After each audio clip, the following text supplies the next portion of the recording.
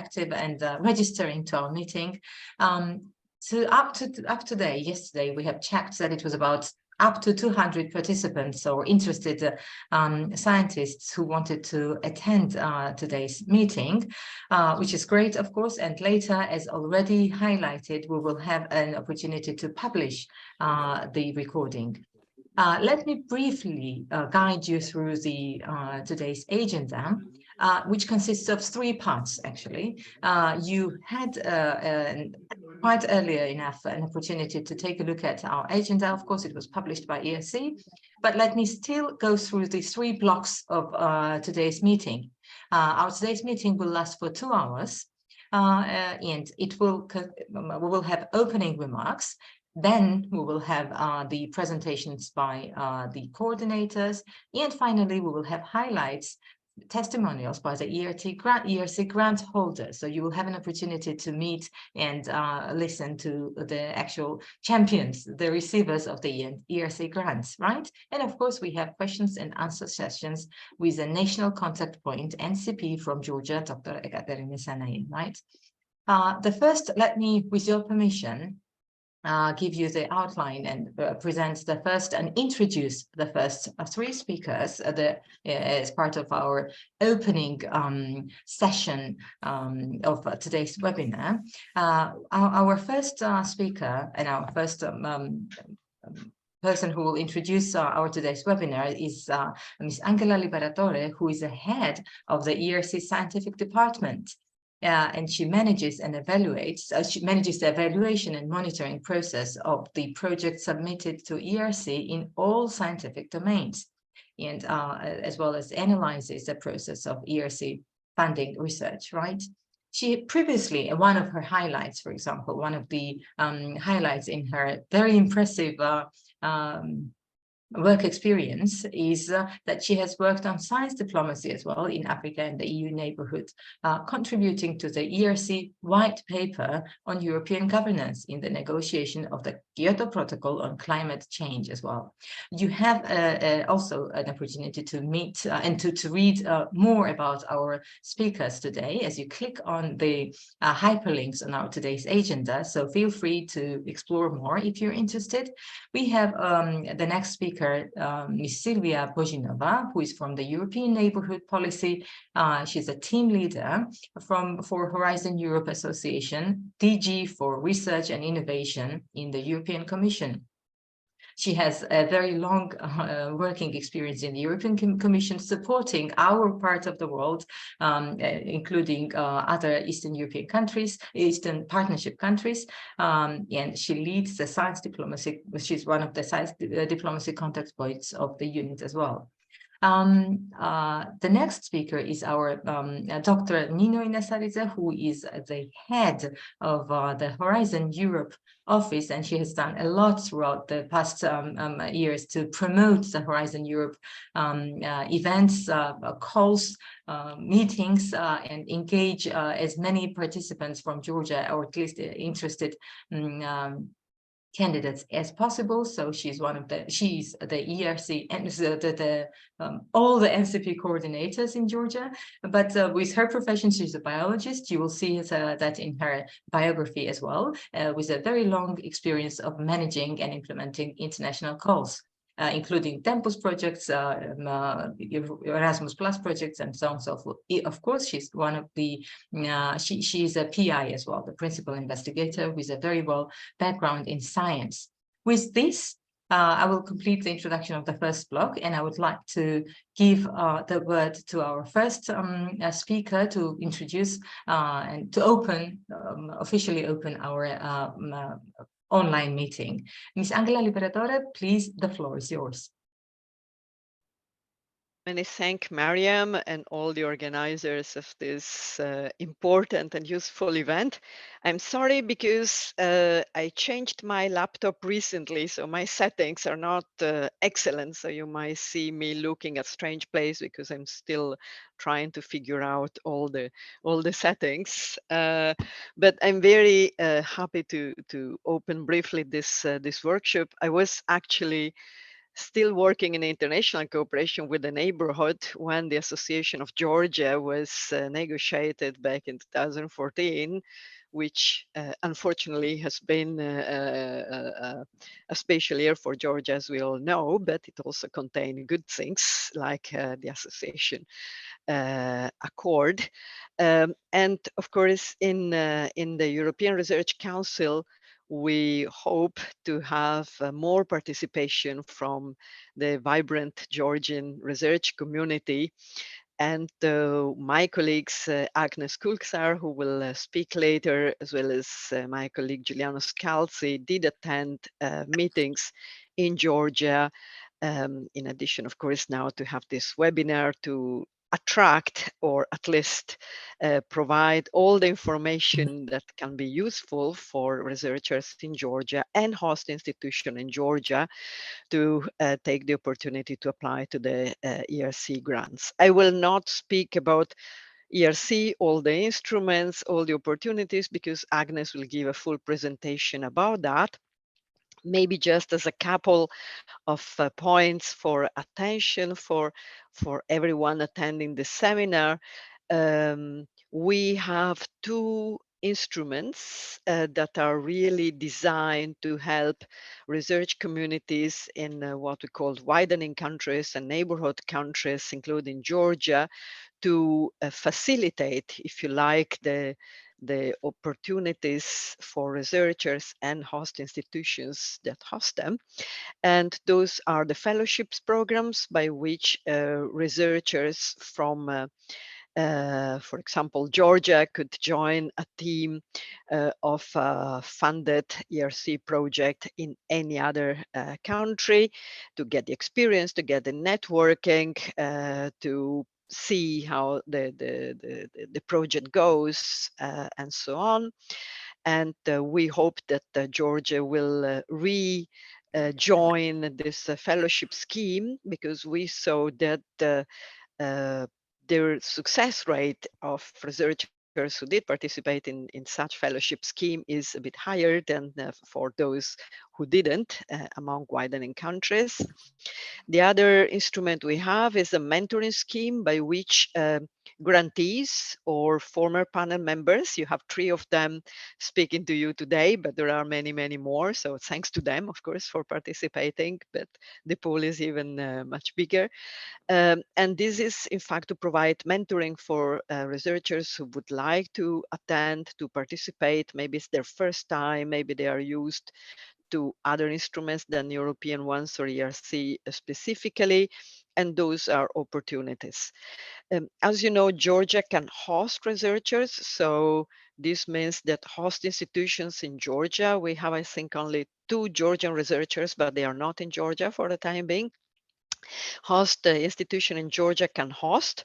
Of course, we do understand that they have a big competition from host institutions more experienced in other countries, but we hope that host institution also can learn from experience, see what provides to researchers the best condition to wanting to be in the country and in the host institution.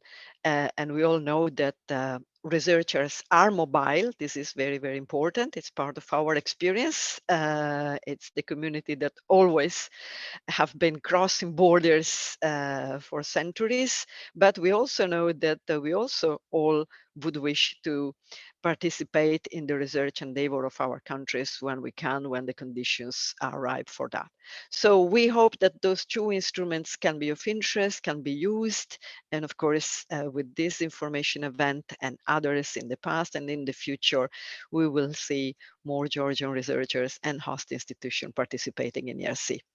With this, I close because I need to be short so that you have actually the full information from my colleagues and of course, also from colleagues in DG Research and Innovation that will take the floor now. Thank you, Mariam, and all organizers. Thank you very much. Indeed, we hope that we will join and rejoin the schemes that you have highlighted, which are very useful and have really encouraged our scientific community, as far as I remember. And now I would like to give the word to our very big supporter of our country, of our part of the world, of our region, who has been supporting us in as many ways as possible. Ms. Sylvia, please, the floor is yours. If you have the presentation, you can also share it. Thank you so much, Mariam. Good morning, colleagues. First of all, many thanks to all colleagues in the European Research Executive Council Agency for organizing this meeting. As a desk officer for Georgia, I've been following on your association to Horizon Europe since 2019, when we started preparing your association, and I had the chance to see your excellent performance in Horizon 2020. It was very interesting for me to listen to the information from Angela when her current, at that time, her directorate followed on the Association of Georgia to Horizon 2020. And I believe here is the important point to mention that in 2020, actually in Horizon 2020, Georgia launched a very important national scheme which helped you to obtain a grant under the European Research Council funding under Horizon 2020. And this is your own national fellowship program, and initiated by the Shoto Valley Foundation, which I personally believe helped you a lot. Obtain such a grant. It is excellent that the European Research Council has this fellowship scheme, which I would like to encourage you. Please use it. But I believe that already on the Horizon 2020, this national scheme that you launched with the help of the Shoto Valley Foundation was very helpful, and I hope to see a continuation of this national scheme also now on the Horizon Europe. But today I would like a bit briefly to explain what does it mean to be associated and why we're so proud of your quick association negotiations and the entry into force of the association agreement. Being associated to Horizon Europe means that you have the same rights and also same obligations in the EU member state. And it means that all schemes of all three pillars of Horizon Europe are open to you. And one of them is the European Research Council, which for us is particularly important because it funds frontier research. Agnes will explain a bit later why this is so useful for Georgia. But with your associated status to all the three pillars, you can fully benefit of all the funding schemes that Horizon Europe offers, including the European Research Council. You applied already, as I mentioned, in 2019. We had only a few months in the course of 21 to negotiate your association agreement. And what is important for all of you to know, that even if we signed the association agreement only in December 21, this agreement applies retroactively, which means that you are in reality associated to this program already since 1st of January 2021, and already the first calls that were launched under the European Research Council were open to you. And I'm very proud to announce that until today, you applied 13 times. You have 13 applications for ERC grants. We believe that this is an excellent, I would say, success in the sense that you have been very active. We'll talk later how you could improve so that you also receive funding, but 13 applications under a scheme which is one of the world's most competitive funding instruments in the field of science, we believe is extremely successful. We had the chance to explain a bit more in detail how the European Research Council works and what are the various funding schemes in our Horizon Europe launch event. And here I would like to use the opportunity to thank Agnes for attending this event in March 2020. This is when we formally launched Horizon Europe in Georgia. Many thanks to Nino and her team. It was the Horizon Europe National Office of Georgia. This is, by the way, another very important achievement, and I would like to use the opportunity today to congratulate Georgia. You are the first Eastern Partnership country, and there is also no EU member state with the Horizon Europe office. This office is very crucial for us. It is you, Nino, with all your team to help us to spread the information about Horizon Europe, including the European Research Council. And this is the reason why we were traveling to Georgia last year. Here also many thanks to Giuliano, who helped us also to explain once more again how the European Research Council works in our Eastern Partnership regional meeting. And this is another one very important activity for us as a commission, where also Georgia has been very supportive. This is our RNI regional cooperation platform. We had the chance to meet only last week in Moldova, but Georgia hosted the meeting last year. This is the reason why we were traveling to Georgia last year, and we are glad that the European Research Council supported us. I'll stop here by wishing all of you a very successful event. I would like to encourage more participants from Georgia to apply for funding under the European Research Council. For us as a Commission, it's particularly important that Georgian universities are selected as host institutions. So I expect from this event to learn today how Georgia could be more successful in order to have Georgia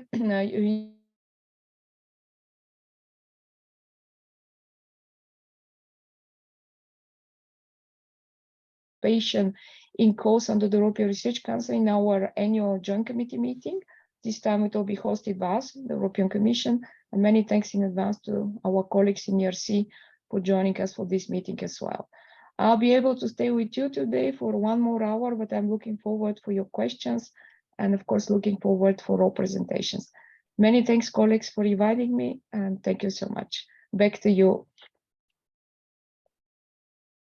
Thank you very much, Sylvia, for this encouraging introduction. Yeah, I would like to give you 2 additional information. One is that you are free, I mean, you're encouraged to write your questions. You will see the link downstairs in our chat button. As you open your chat button, you will see the link Menti.com, which allows you to put the questions, and we will regularly check the questions, and this is why this information session takes place, to provide answers to, or as many answers to your questions, or to and to inform you, update you with the information. That is one thing that I wanted to ask you, and later I will remind you about the polls that we want to launch during our today's meeting.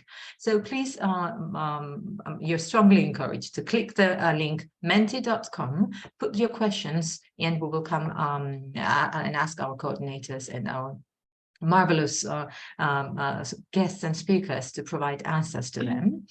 Perfect. And now I would like to give the floor to Dr. Nino Inasaridze, the head of the Horizon Europe Georgia office. Please, Dr. Nino, the floor is yours. Hi, morning everybody. I'll be really very short actually, and thanks a lot for all speakers introducing and highlighting the very important points. And actually the majority of the messages which I'd like to share, of course, with you already stated. The only thing I'd like to mention is that it's really very important for Georgia now to increase its participation, and hopefully the grant offices established in the universities, it's about 16 universities with already operational Horizon grant offices. And there's a few others, private universities, planning to open these offices, could be considered as a very important tool for the dissemination of the information, and hopefully that from those 200 registered participants, I don't know how many actually attended, Mariam. Right now, I see 72 participants in our meeting. And I'm sure this will increase very soon. So hopefully that the messages from this webinar and from the follow-up the webinars, which I'm sure we will continue together with Eka and Eka Sanai and Mariam will be helpful as usual. So this will be very, very important to reach the scientists who are very much interested in participating in ERC. And there's too many other, how can I say, cross-cutting issues with other pillars. And this for Georgia, for such a small country with a very active scientists focus groups in different directions, they can act as an ambassadors for all the different pillars and clusters. So, and I think that ERC is the point, cross-cutting point really for this kind of activities, kind of spreading the messages. So thank you so much for everybody for the very active participation. I'm looking forward also to hear the presentations, and the Georgian National Office is ready to any help, to any support our Georgian applicants may need. And also we are ready also to encourage our Brussels experts and all other international experts to spread the messages and to also to ask them to be involved in our activities. Thank you so much again. And yes, I'm finishing with this. Thank you. Perfect. Thank you very much. And now I have once again copied the link of menti.com and have pasted it in our chat part.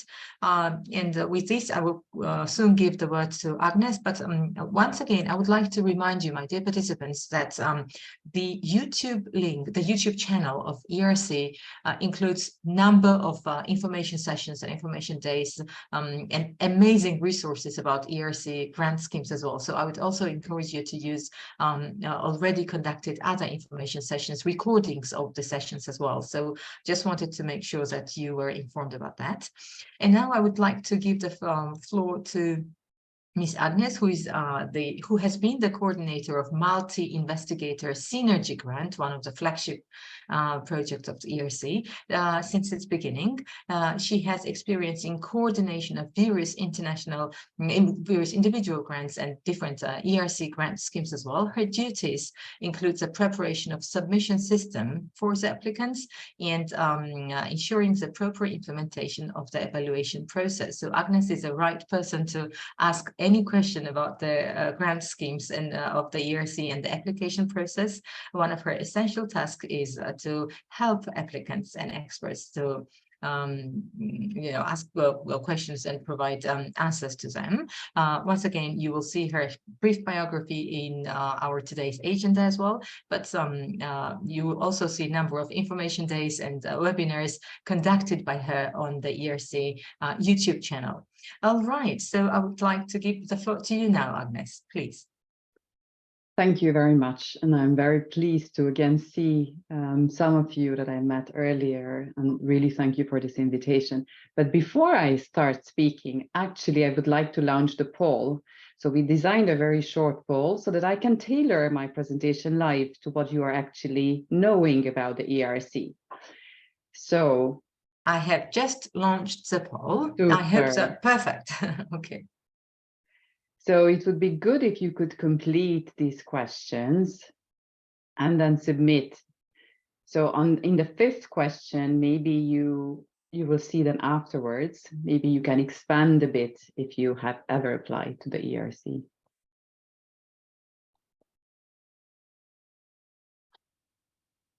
Okay, participants are clicking on the answers, and as far as I know, I will be able to show the answers later. Or do you see the dynamic? I would prefer that I see the answers as soon as possible, because that's how I know how much I should speak about this or that in my presentation. Okay. Well, so I would prefer to wait 1 or 2 more minutes until at least the 4 initial questions are completed, and that shouldn't take a lot of time. 28.9 participants, 30 answering. Feel free. It doesn't matter you're a researcher or not. Just try to answer whatever, really honestly, what you know or you think you know about the ERC or the application process.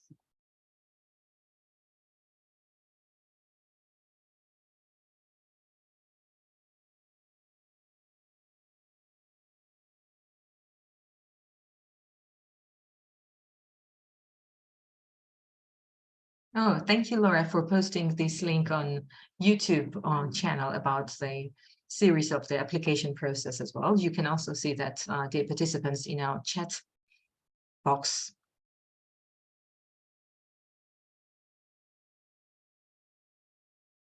Mariam, is the 5th question also visible? The 5th one, no, it's an open question, and technically it was not possible to put the open question. We really had to indicate the options answers. Okay. Therefore, we have 4 questions. Yeah. So 1 more minute. Okay. We have 37 replies so far, more than 50% of participants. maybe I'll take the opportunity to say goodbye live. Unfortunately, I will need to attend another meeting, but I leave you with Agnes, who will explain everything that needs to be explained and answer all the questions. And if there is any question that needs answer later or follow up, of course, we will follow it together. Thank you again and best of luck for more application and success of Georgia in ERC and beyond. Thank you. Thank you very Bye. much. So can we see the results? Shall I stop end the poll and move to the results? I think so, yeah. Okay. Here you are. Okay. So the majority has vague or not familiar. Okay. Then have you ever submitted? Okay, very few of you. Mhm. If you previously applied, would you consider reapplying? That's also interesting for me to see that about half of Mhm. those that applied before said no. And the applicant, I'm glad to see that the majority of those who applied, at least from this group, considered that it was not particularly challenging. Okay, let me then go to my slides. I'm going to share my presentation. Yeah. So if you have questions during my presentation, I will not see them. So mind that one, please. But I will see it afterwards. Can you see my full presentation now? Yes, your presentation is on the screen, but also let me remind, and once again, I will copy the link of where questions can be posted. Once again, for your information, let me. Okay. Yeah. So, Chat. okay, I start then. And of course, you will hear testimonials from grantees. So I'm not going to go in a lot of advice in here because you will see the experience of some of the grantees.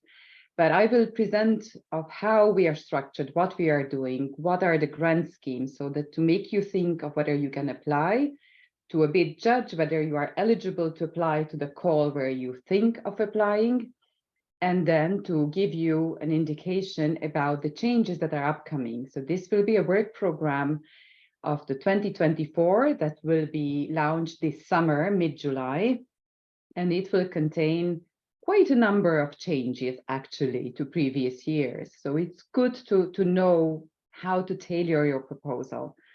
And then with this, you will then understand the submission system and hopefully the evaluation process as well.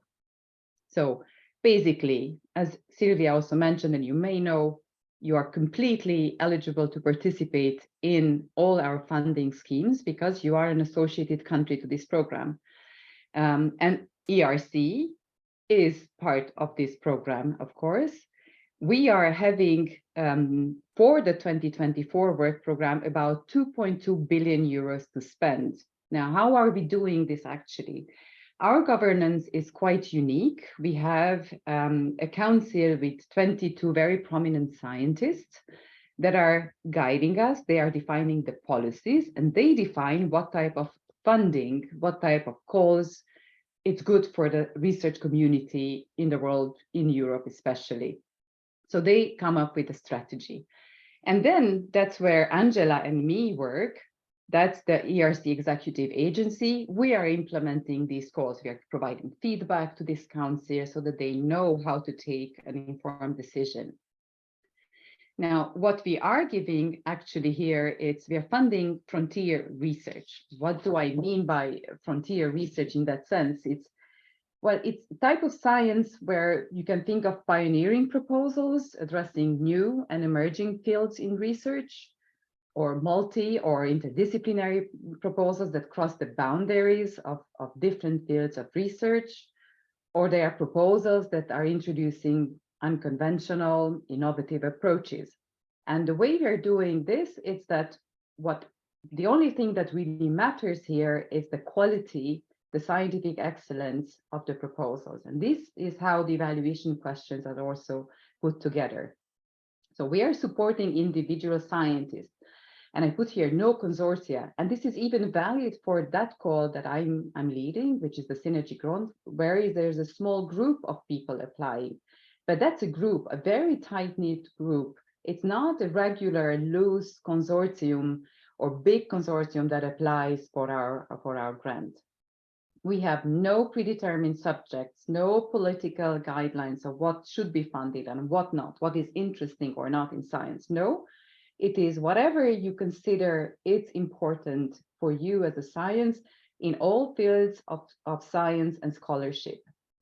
And of course, this is then evaluated by humans in your fellow experts, peer reviewers, by evaluating them remotely, and then my meeting in Brussels. And I will explain how that goes as well.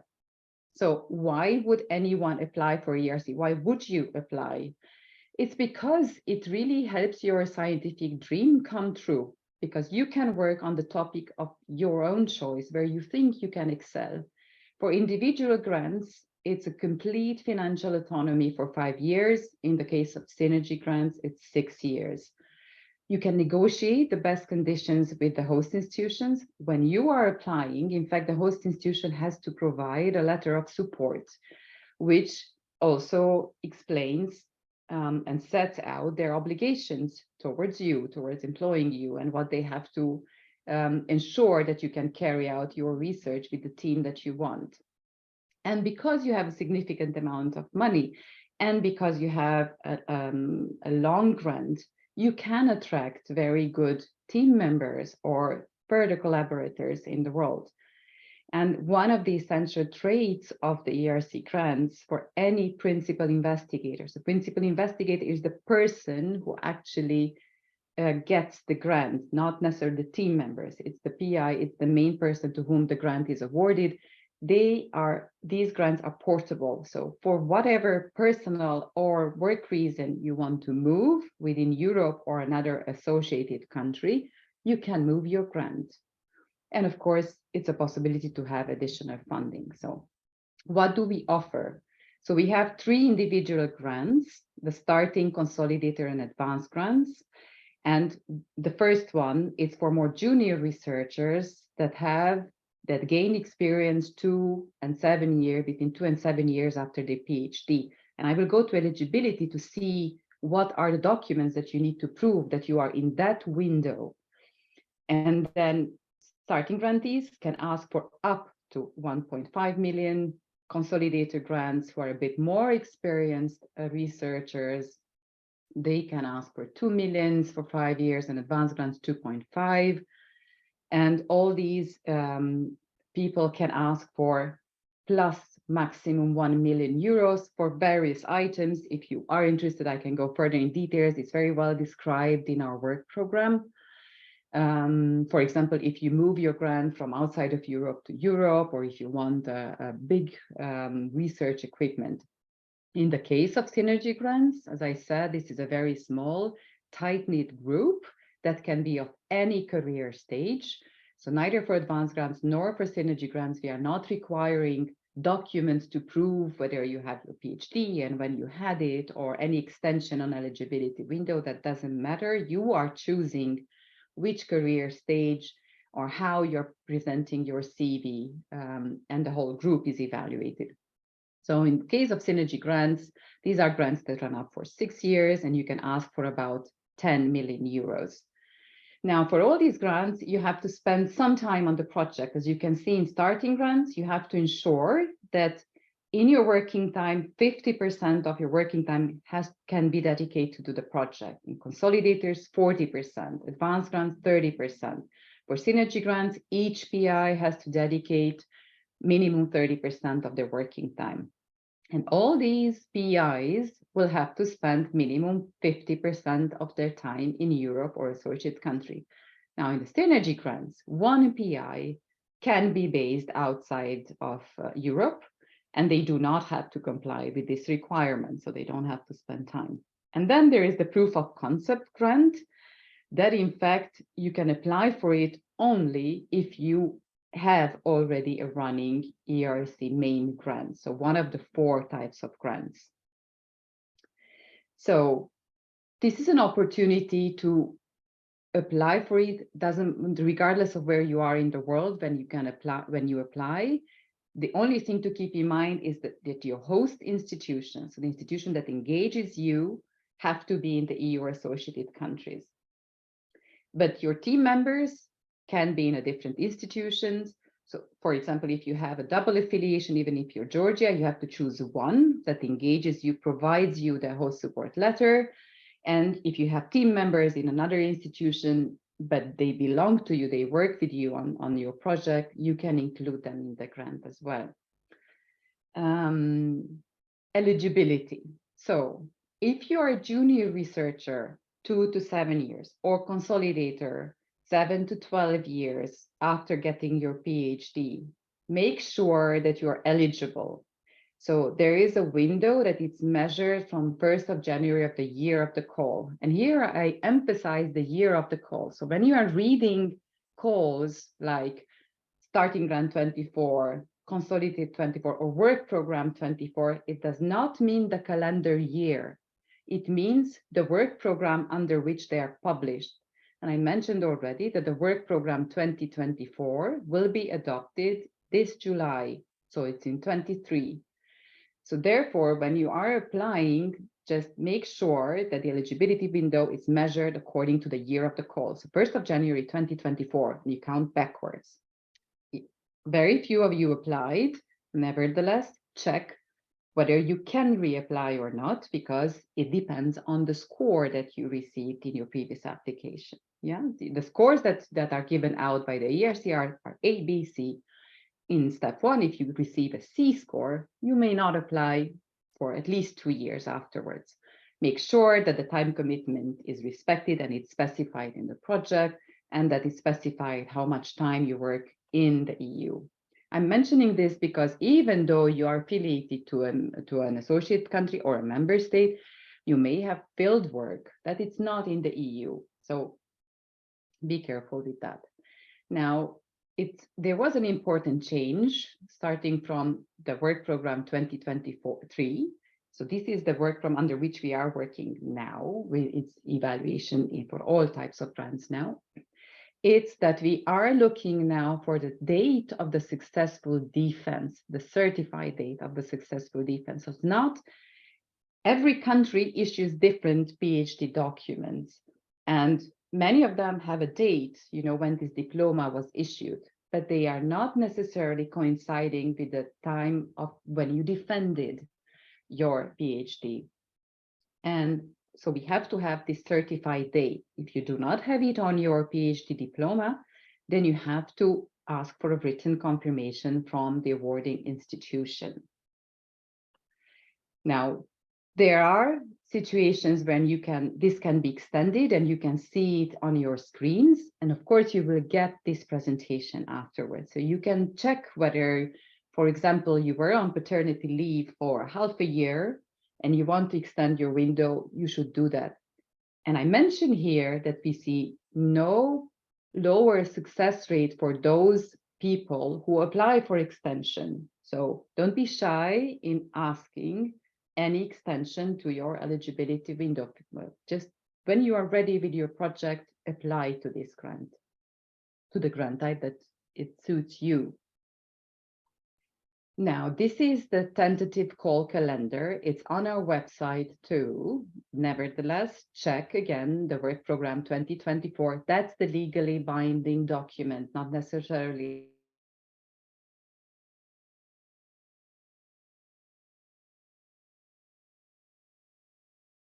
this summer in July, the starting grant and the synergy grants. So the starting grants will have a deadline in October, the synergy in November, and then afterwards come the consolidator and then the advanced grants. And as I said, the proof of concept for the grant holders too. So prepare your grant in time. If you think of that, you have then about 3 months to submit your grant. And the deadlines are 5 o'clock in the afternoon Brussels time. So even if you are 1 second afterwards, you cannot submit a proposal. So try to submit as many versions as you can before. It's only the last version that is in the system that prepares. That's the only version that we can see, nothing else. But if you don't submit it, it remains in draft, we will never get it. So do submit a version, even if you are not 100% sure that that's the final one. You can resubmit as many times as you want. Panel structure. So why I'm talking about that? I said bottom up, we fund everything in every field of science, scholarship, yes. But to manage these thousands of proposals, we set up a panel structures in the individual calls. And these panel structures are 28, starting from 2024. These are the guidance for you, but here it's not a complete scientific classification. It's not hierarchical. There's not one panel better than the other one. Even if your topic is not specifically mentioned, is absolutely welcome. We will make sure that we are evaluating it. If your proposal falls between two panels and you're unsure where, do not worry. Mention it in your proposals. We will make sure that we are assigning the best reviewers from a different panel to, or we are moving your proposal to best suit the needs of it. So there's no need to choose them strategically because the budget is distributed among the panels as a function of demand. So if you have more proposals in a panel, you have more budget, less proposals, less budget. The success rate is more or less equal across the panels. Yes, so you have to choose the panel that is right for you. But even if you don't, we will try to make sure that we are having it evaluated in the right panel. Not going into this, but that's the 28 panels now that starts from the 24 call. There were some reshuffling, the redesigning of the contours of some of the panels, and there is a new panel, SH8, in social science and humanities. That's the studies of cultures and arts. And of course, then some of the other panels, such as the SH3 and SH5, have been again renamed or redefined as well. So make sure in the guide for applicants, the information for applicants for the call which you plan to apply, and that's something that you should absolutely read before even starting writing your application, you can find the descriptors. So many small keywords, descriptors belonging to each of the panels to figure out where you could fit better. Changes in the work program 24. What is not changed is that the evaluation will remain similar to how it is before. So it's done by peer reviewers panels. It's only the quality of you as a scientist and the proposal matters. However, the structure of the CV and track record templates, it will be significantly changed. It's combined, simplified, and it provides you to a bit describe on how you contribute to research community, to what is your track record in not just pure journal factoring part, so not just your publications matter, but anything that you are doing in science. I cannot give you exactly the template now because this is not yet adopted. We cannot show it to you, but make sure that you, as soon as the work program is adopted in July and the starting grants and the synergy grants open, go into the submission system, download the templates, and you will see it. You will see it in the information for applicants, and you will see it in the submission system and how the template for your CV and the track record will look like. There is, though, a change. The change is that the project, the proposal, the science in the proposal gets a focus. So it will weigh more than the CV and track records of the applicants. This was the case before too, but not always uniformly interpreted across panels. And now we make sure that this is done. And if you want to see a bit more about what are these changes that we are preparing, there was in late April an announcement on our website. So you can see the link here. The first link, and then earlier one also in December. So go there because it describes the intention of the scientific council that will be reflected in the submission forms, will be reflected in the evaluation as well. And then one of the other changes that we are proposing, if you are a more senior researcher and you think of applying to the advanced grants, here, not the research part will change, but the budget part of the proposal will probably change because it will be a lump sum funding. And by this, we mean a fixed, a defined upfront budget without any financial reporting during the lifetime of the project. So we are elaborating now on how exactly this section will look like and how this will be evaluated by the panels. Again, you can see on our website the link of where this was described. So you plan to apply, you go to the funding and tenders portal. That's where all the research applications under Horizon Europe can be found, not just ERC, anything in any pillar. But there, if you type in ERC, you type in your call, you can find it. And then it's basically of two parts, administrative parts and the scientific proposal. The scientific proposal is part B1 and B2. So it's a single submission of all the documents, but there's two-step evaluation then afterwards, where we already have everything upfrontly handed in. The administrative part and the annexes are only read by ERC staff because they may contain confidential stuff. For example, if you had a long-term illness and documents relating to your extension or anything, any certificate, it's there. We are just checking it for eligibility. That's where you have administrative data on organizations.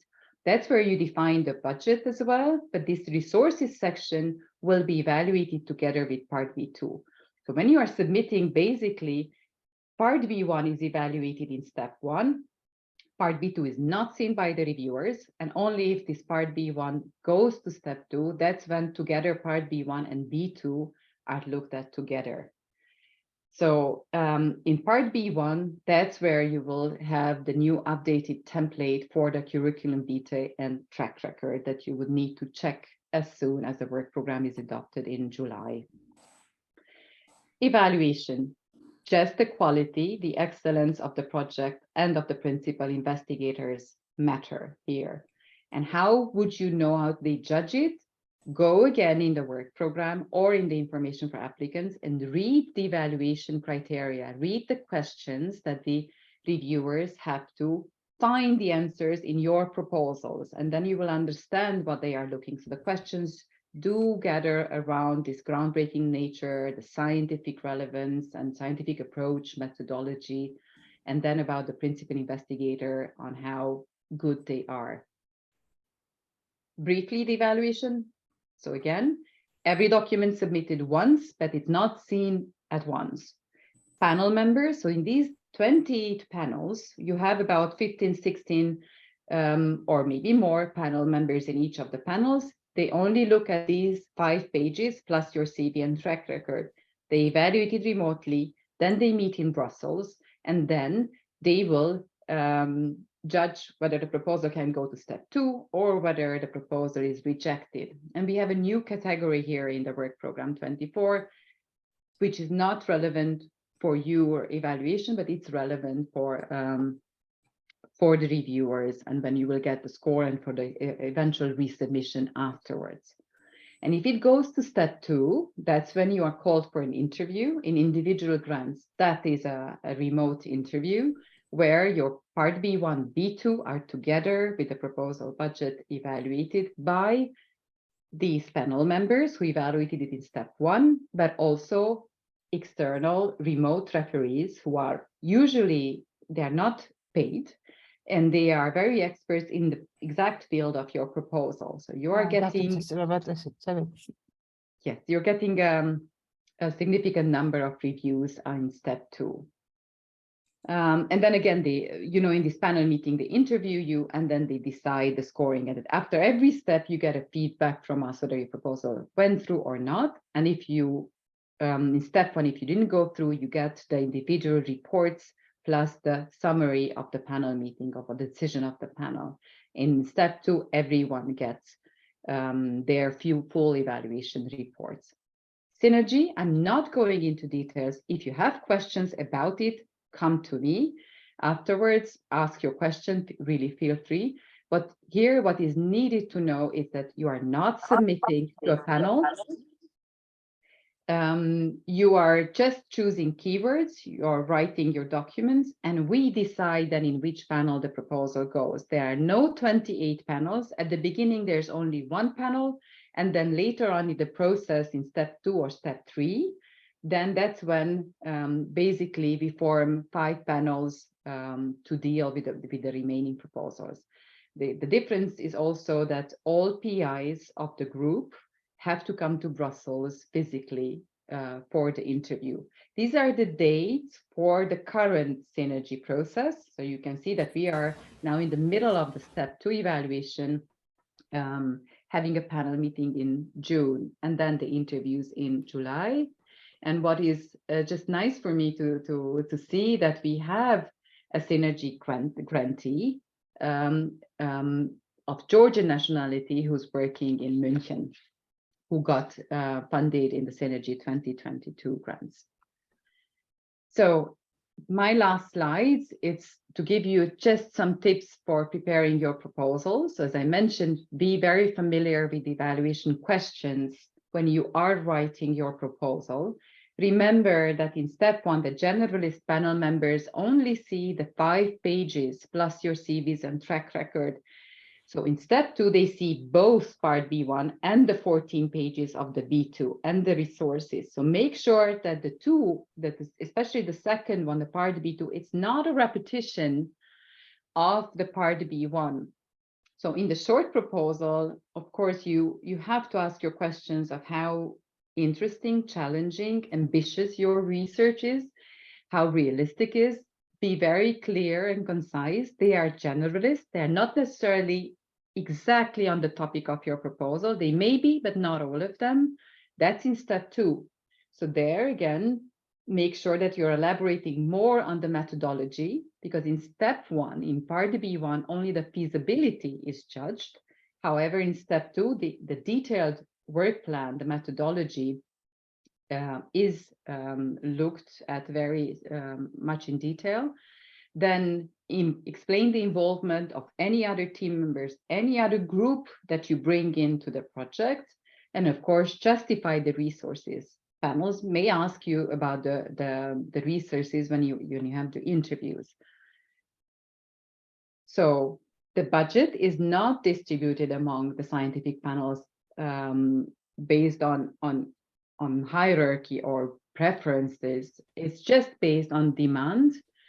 The descriptors are not scientific priorities, regardless of what academic age.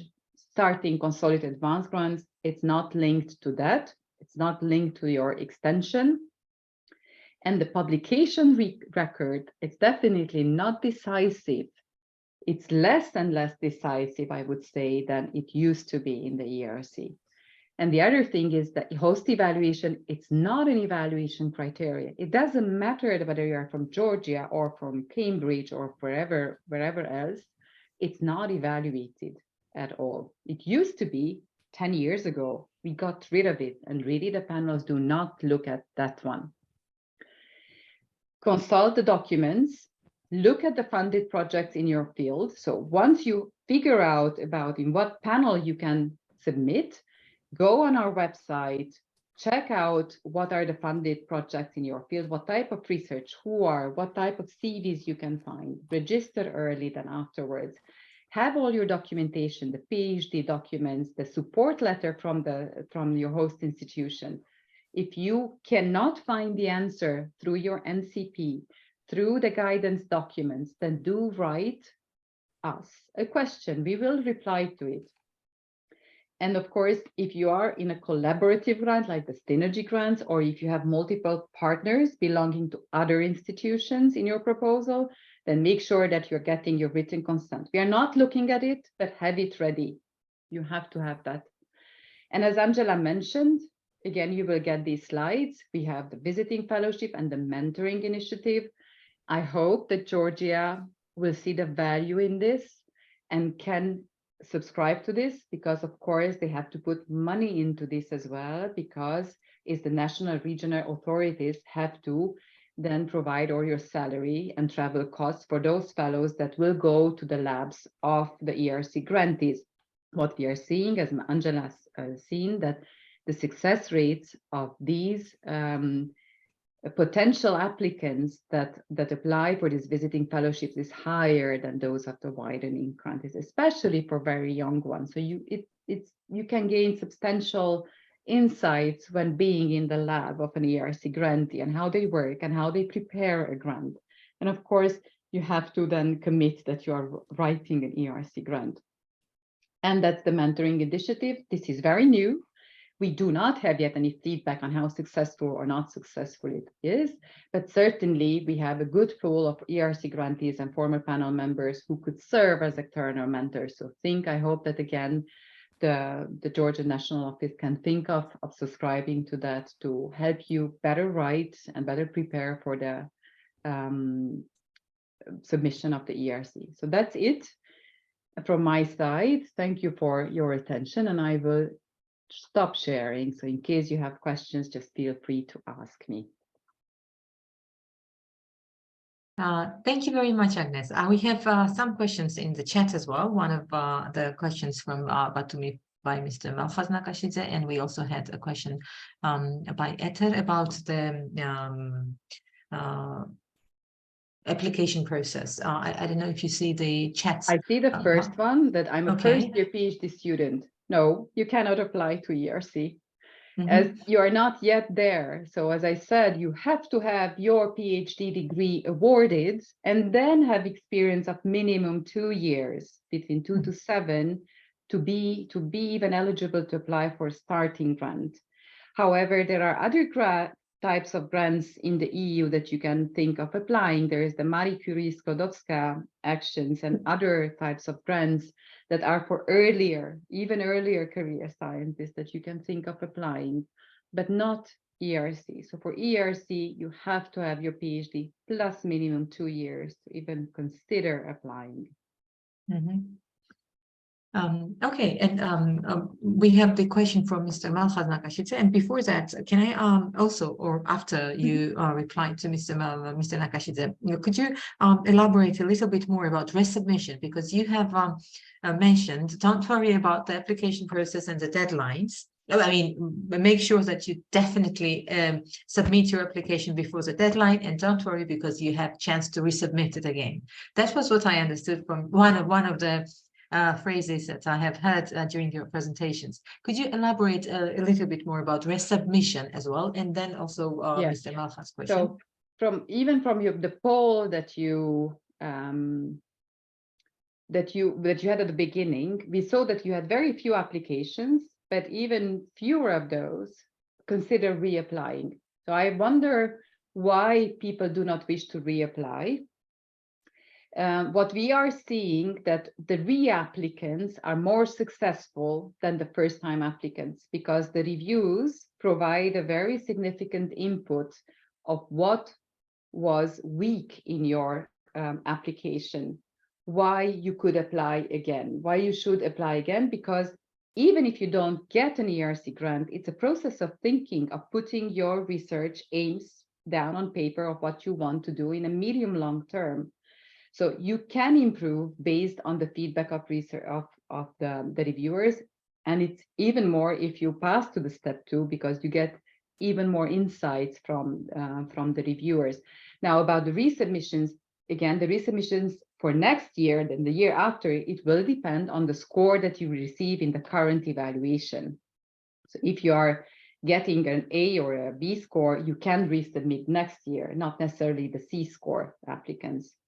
Yeah, so that there is also there, again, if you are applying, yes, you can risk that your proposal is not good enough in this stage to consider reapplying for the next year. But that's it. That's an evaluation process, a peer review process.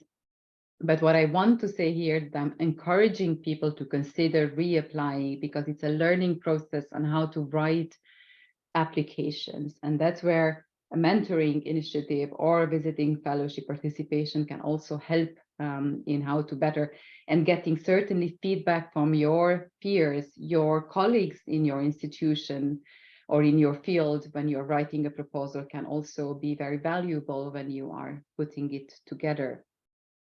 I don't know if this replied to your question. Absolutely, of course. And the next question by Mr. Malkhaznak, I should say, is related to paternity leave, I believe. What would be your reply to that? Yes, I'm reading the question now. Mm-hmm. Okay. There, I cannot respond to the fly. So I would advise that you are writing the exact question, maybe with your documents. It has to be documented. It has to be from your employer, a document, or from any authority that gives you a leave, where you can document on how you were on this leave. So send an email to the consolidator mailbox. In my presentation, you have the mailboxes. You can find it on our website too. So write it, and my colleagues will reply, those ones who deal with eligibility exactly on the consolidator call. They are the best place to reply for that. Thank you. You're welcome. All right, and we have one more participant with a question. Nino, please. Nino Parsatanishvili. The floor is yours, my dear, if you have a question. Hello. Many thanks to everyone who organized this splendid meeting, actually, and all the presenters, because ERC is part of my heart. I personally also plan to apply for it next year. And my question is related to panel members and the evaluation process itself, because when I have consultations with my colleagues from other universities in EU and on international level, everybody says that at step one, when part B1 of the proposal is evaluated, there may be the cases when the generalists of panel members, some panel members can be stricter in evaluating, and some panel members may be relatively softer. So what is the ERC's attitude towards this? And will the situation somehow change in the upcoming calls of proposals? Because there was one case when applicant received, as far as I know, there are 3 to 4 panel members who evaluate each proposal at step one, right? So one panel member wrote that it is very good CV, and others wrote as an evaluation that it is highly competitive and impressive track record. And one of the evaluators of the same panel wrote that the same principal investigator was non-competitive at all. So what is the attitude of ERC towards this, and if the situation will change? Because sometimes when you are generalist and you are very strict, it does not necessarily mean that your evaluation is more correct than the other person's who is sort of softer in evaluating. So this is my question. Thank you. Thank you for your question. It's quite an important one. That's the strength and the weakness of the peer review evaluation. So the individual reviews, it's up to the judgment of the individual panel member, individual expert. We have very often that their views differ. So as you said, one can say in their mind, in how they judge, it's non-competitive. The other one says it's excellent. It's not always the case, but we have cases like that. And that's perfectly normal because our evaluation has a significant strength, because while they review individually, so one may be harsher than another expert, all panel members meet in Brussels. So those 16 panel members come to Brussels and the whole panel discusses all the proposals in the panel. So they go one by one through each of the proposals and they look for all the 3 and 4 evaluations, and they really balance out each other. So the panel members are there, they know who's harsh and who's not harsh. They see the whole pool of proposals together. They do not take a decision ever lightly. So we are extremely transparent. We give you the individual reviews, but what matters, it's the panel comment. It's the final decision of the panel that you see there as a summary of what they found as a weakness or strength in your proposal. And that is commonly decided by the panel, not that one person prevails. So even this panel comment, usually it's projected on the screen and the panels look at it and they formulate it together. So it's sure that it goes out as a common panel decision.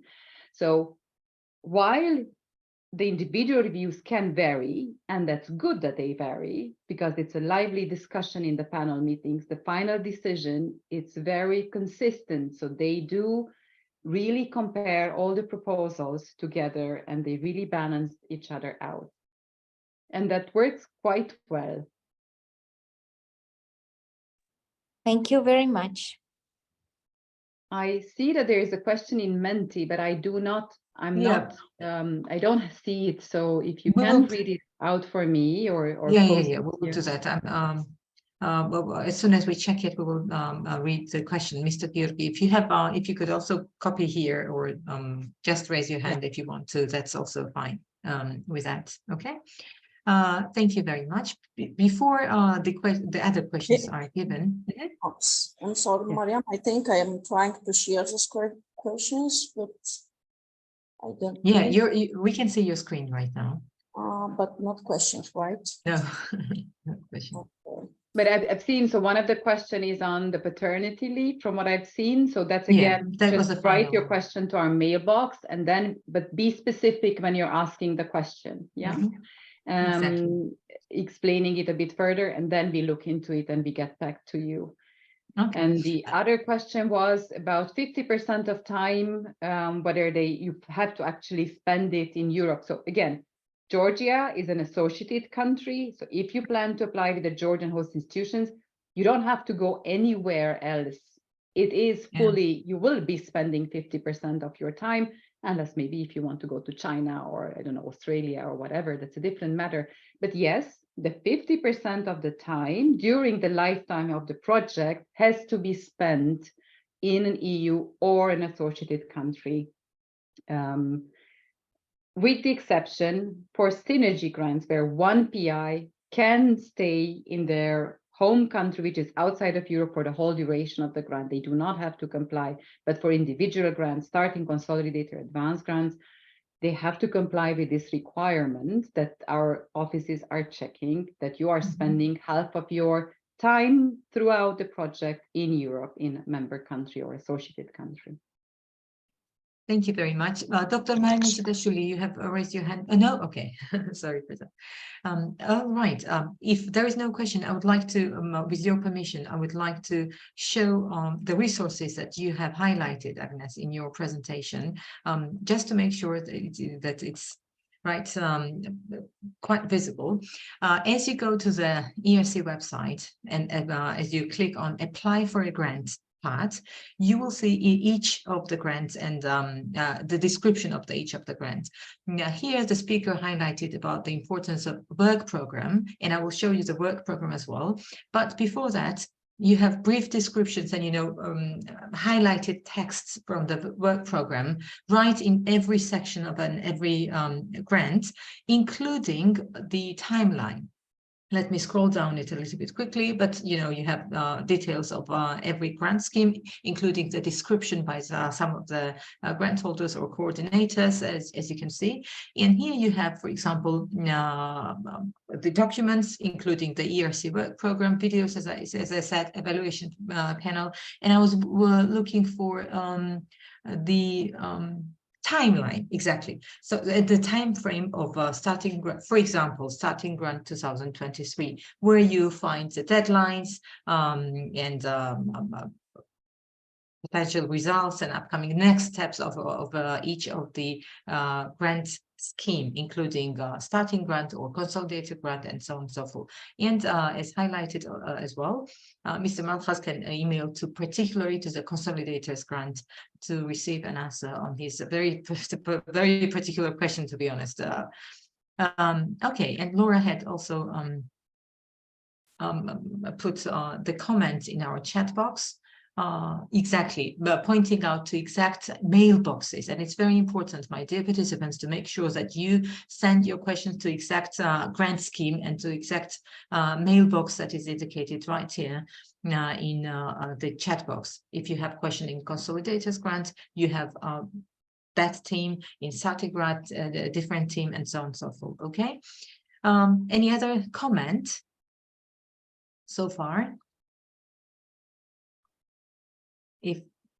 If not, shall we move to the testimonials and let's give the floor to our distinguished grant holders. I would like to, as I also mentioned earlier, we have small biographies of each speaker and of our each grant holder presented on the ERC website.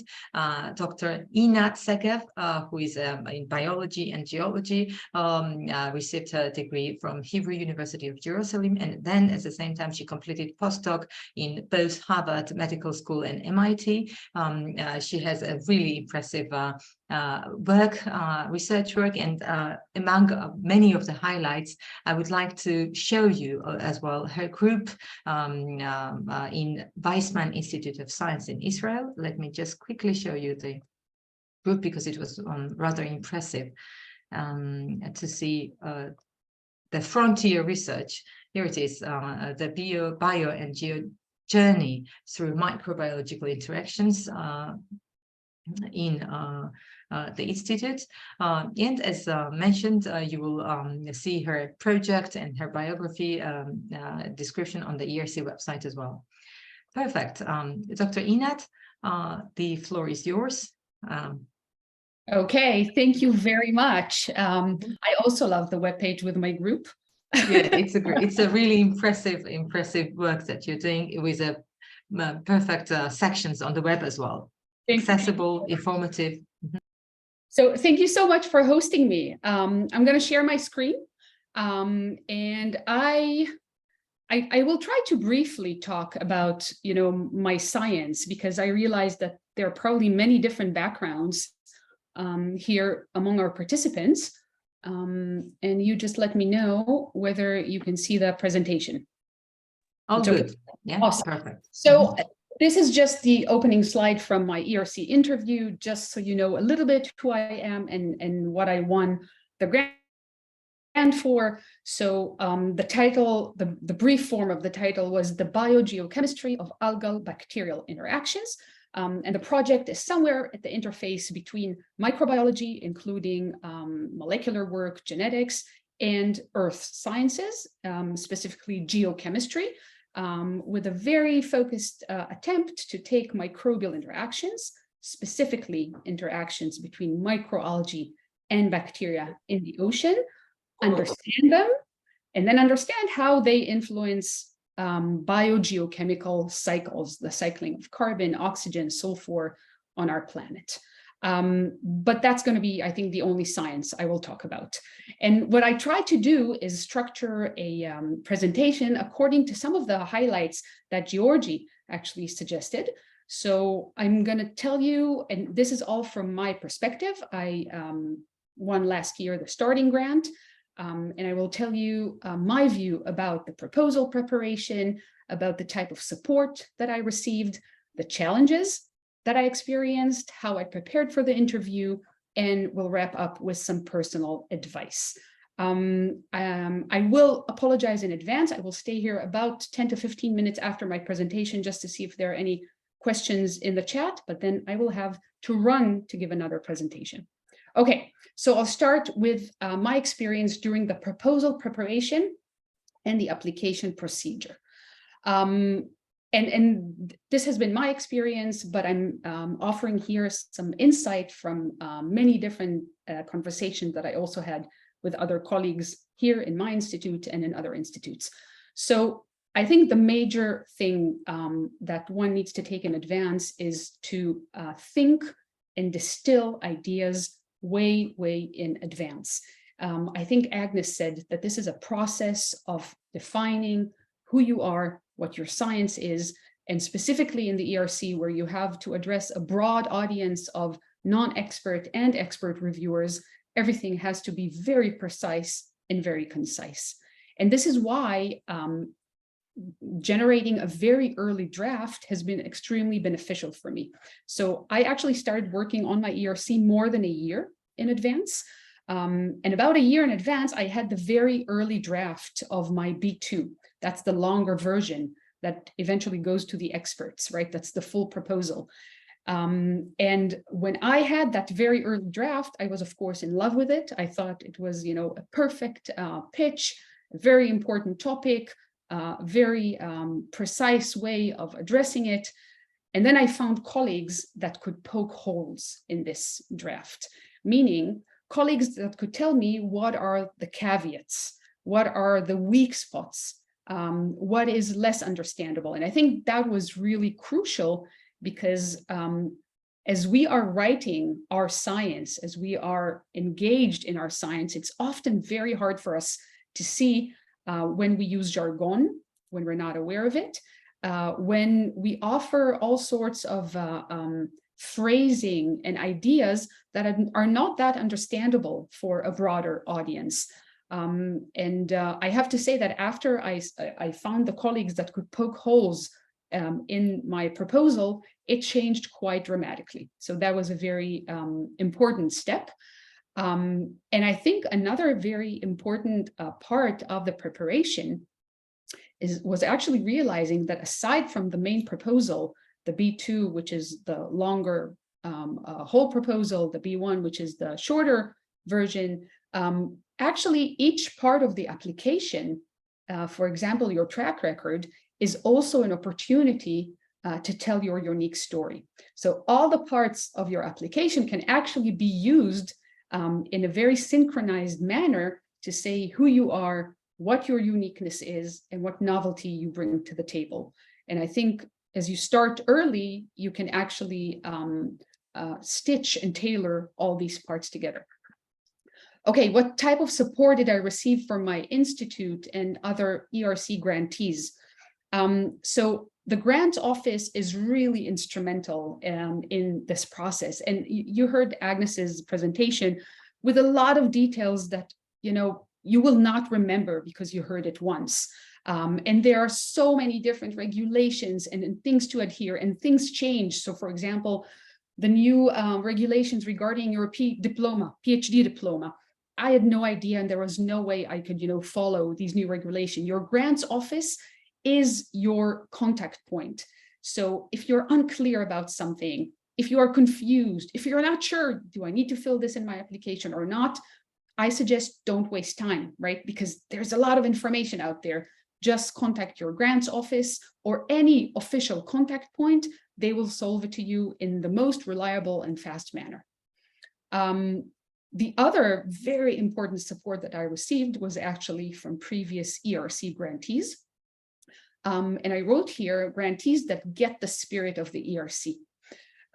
Because, you know, all of our colleagues apply for grants, receive grants, more prestigious, more competitive, but the ERC has a specific spirit to it, which I think is a derivative of the very unique process that goes through non-experts and then experts. That spirit has to be part of your written application, part of your track record, your written track record, and definitely part of your interview. And I think it's really important to get feedback from people who have successfully been through these various steps of the process. The challenges that I experienced. So I think the major challenge for me was actually recovering from a previous failure with the ERC and learning from it. So 3 years ago, I had my first attempt at a starting ERC grant with very similar ideas to the grant that was finally funded. And I received a C grade, a C score. A C score means that I didn't make it into the interview and I got a penalty of 2 years. So for 2 years, I had to sit and think, what did I do wrong? How can I improve?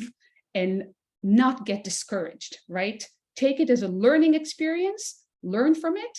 And, you know, I'm here now with a funded grant. So I think there is a process, there is something to be learned.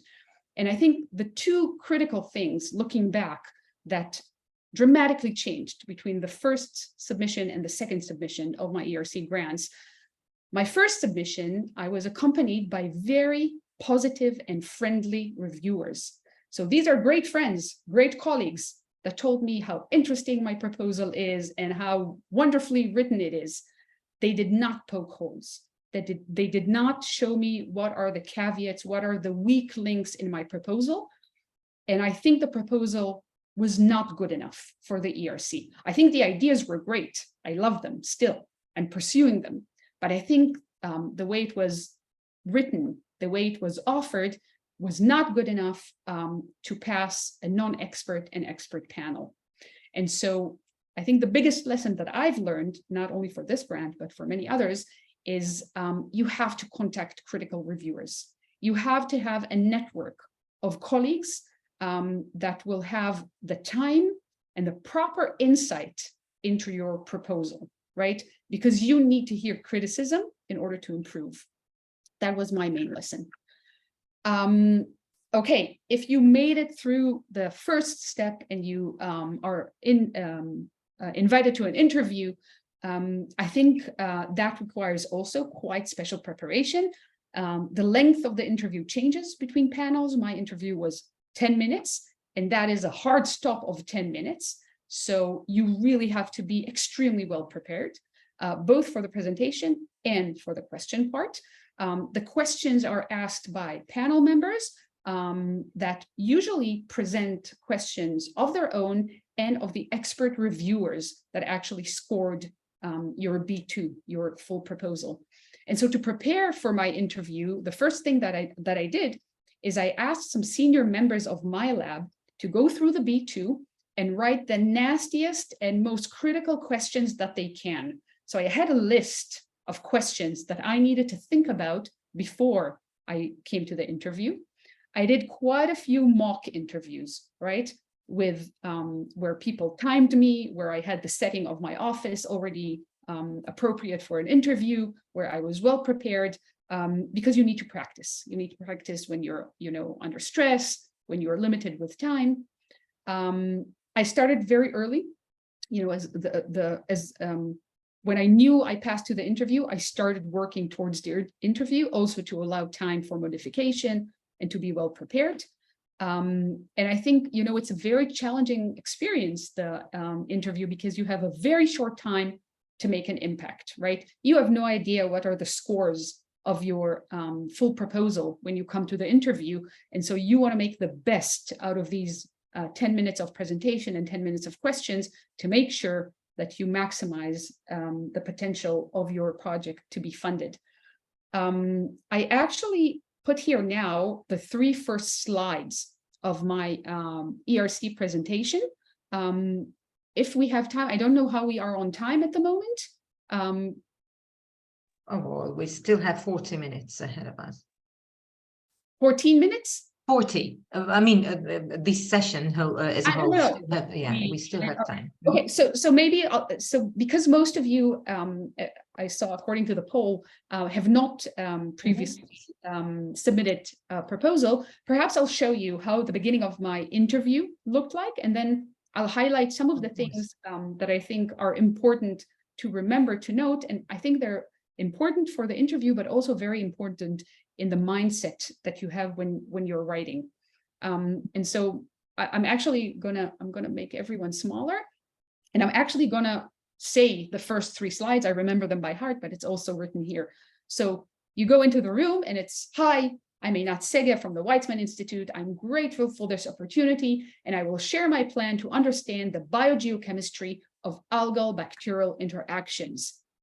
Oh, sorry. Climate change is altering our oceans. We need to understand present and past impacts on important environmental processes to gain predictive understanding into future environments. Many such important environmental processes are driven by microbes. And actually, coccolithophore microalgae have key environmental roles. They are abundant photosynthesizers and produce beautiful calcium carbonate shells that have been accumulating and creating our geological record like the White Cliffs of Dover. But they don't live alone.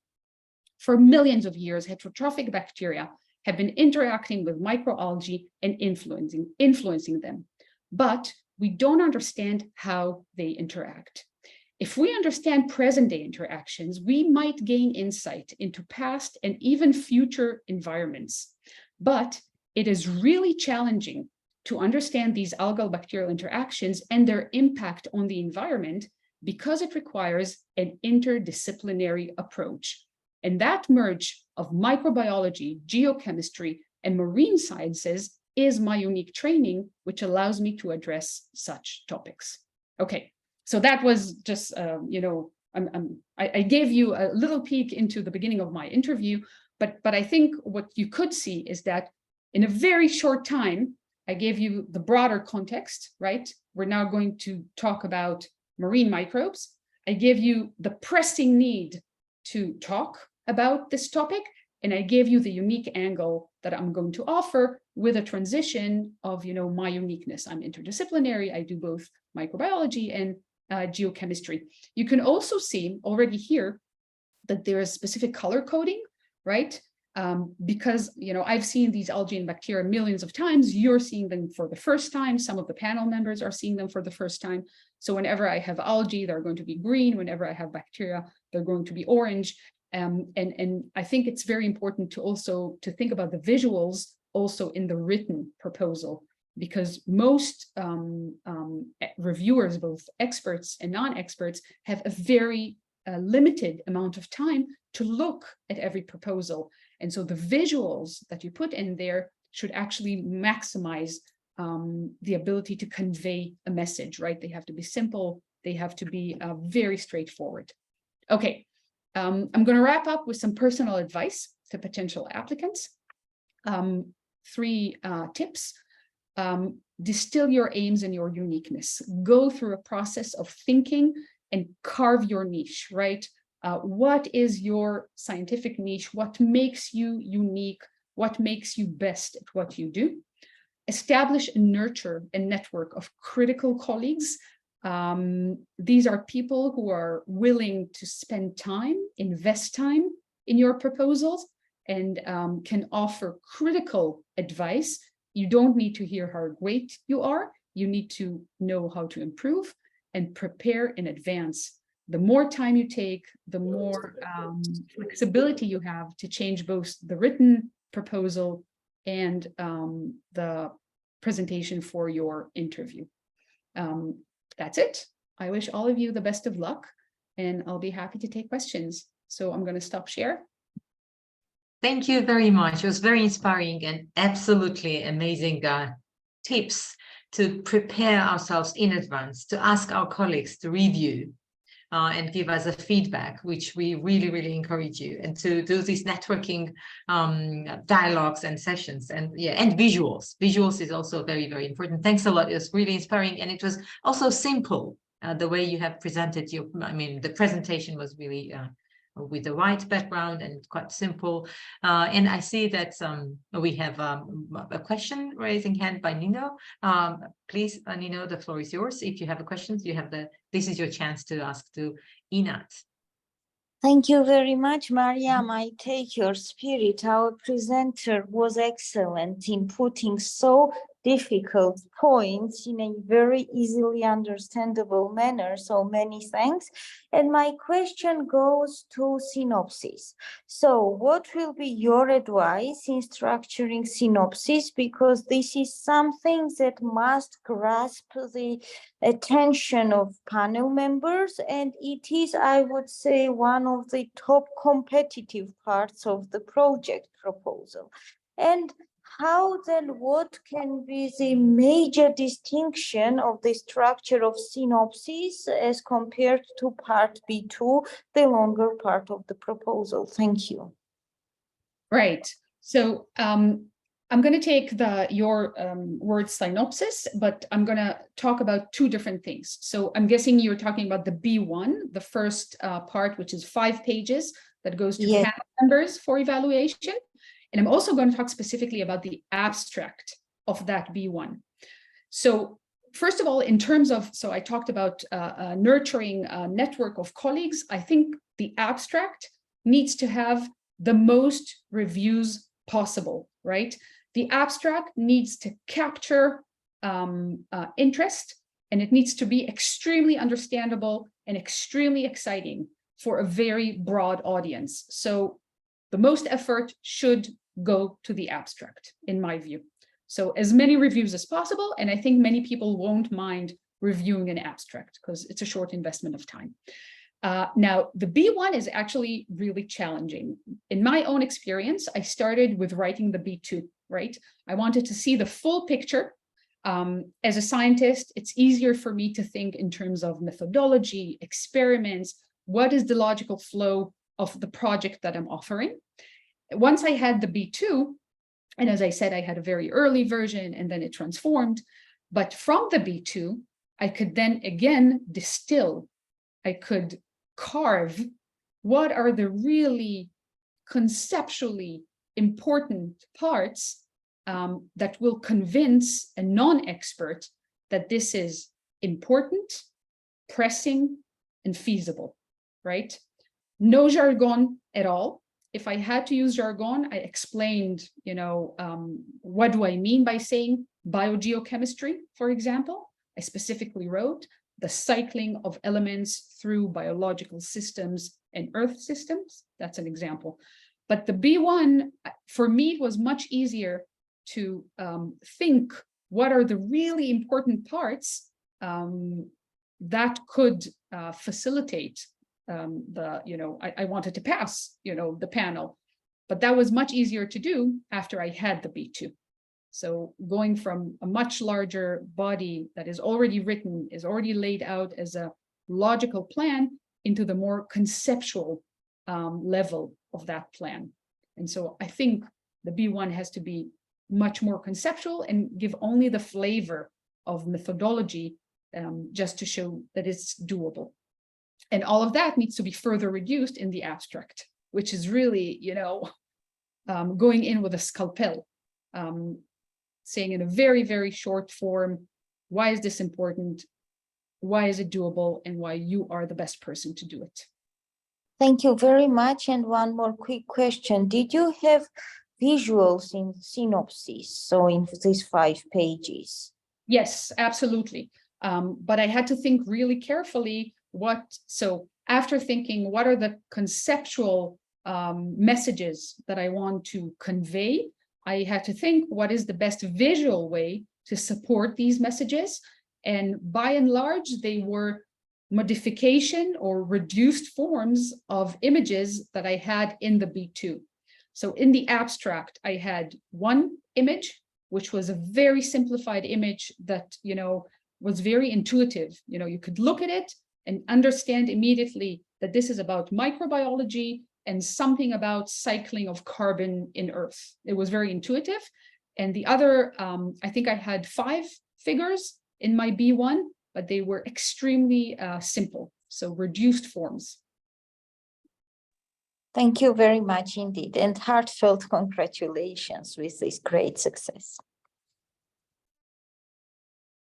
Perfect. Thank you very much, Inat. And now let's move to our next speaker, who's from the field of physics. Let me also show you his biography on our on the ERC website. Mr. Yashka Bichivitz, who is, as I mentioned, from physics direction, and he has his starting grant started in 2023. I would like to, together with a very high, several highlights in his impressive biography, I would like to remind you and show you actually right now the amazing resources that I personally use quite a lot. It's on Cordis, and here, let me share it with you. Here you will find a brief information about this particular funded project, by our speaker. How long, well, when is the starting date and how long has the project been implemented? It's all transparent, of course. Every project that has been funded by the European Commission, by the Horizon Europe, including, of course, the grants which are funded by ERC, are published on the Cordis portal with its brief information in several languages, as you see, budget, implementing, coordinating institutions. And we see here that Institute of Physics in Serbia is a coordinating institution with the topics of the program, call for proposals, and every detail that might interest you. So I, of course, strongly encourage you to visit the Cordis platform, learn about the funded projects, the summary of the funded project. And in this case, our next speaker's project is presented on your slide. It's a fresh project, as you can see, and the rest will be elaborated by Mr. Yashkash on his own. The floor is yours, and thank you once again for being with us and sharing your experience. Thank you very much for the nice introduction, and thank you for having me. Let me just share my screen. Yeah. Okay. No. Yeah, this one is fine. Okay. Can you see my screen? Absolutely. And can you hear me well? Okay. So I will talk about the story of how I got the ERC grant last year. So I applied in January last year, and my project started January this year. And yeah, I'm an associate research professor at the Institute of Physics Belgrade in Serbia. Serbia is also an associated country. And let me just show you on this map how the Institute of Physics looks like here on the river bank of the Danube River. And here on the roof of our building is this small house, and this is my office precisely. Okay, so let me first talk a little bit about the field of research that I'm working in, and then I will talk about how I conceptualized my proposal, how I prepared the written proposal, how I prepared for the interview, and I will also tell you a little bit about my career path. And I imagine some of the people in the audience will be able to relate, and I hope this will encourage them to apply for the ERC grants in the future. So I'm a theoretical physicist, and I'm working in the field of condensed matter physics, which is a very broad field of physics. And more specifically, I'm specializing in strongly correlated electrons. This is, again, a very important part of condensed matter physics because it tackles some fundamental questions, but is also very close to applications.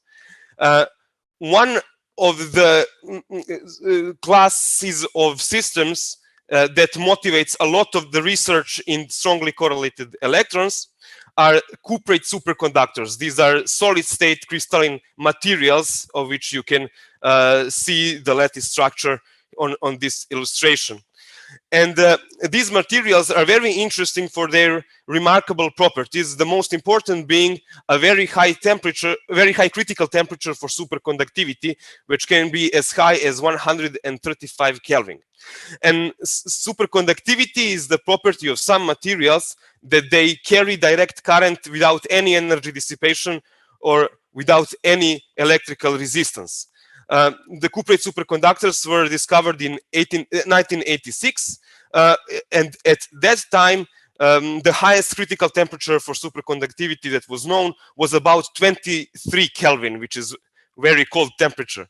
But then, soon after the discovery of these kinds of compounds, during the next 10 years, this record for the highest critical temperature for superconductivity was pushed all the way to, as I said, 135 Kelvin, meaning that it was raised by a factor of 5, so 5 times greater critical temperature. And now this gives us hope that with some small modification in the chemical composition of these compounds, we could be able to push the critical temperature higher, maybe by another factor of 2, which would then bring it in the realm of the room temperature. So we may be able to have superconductors that do not require any cooling.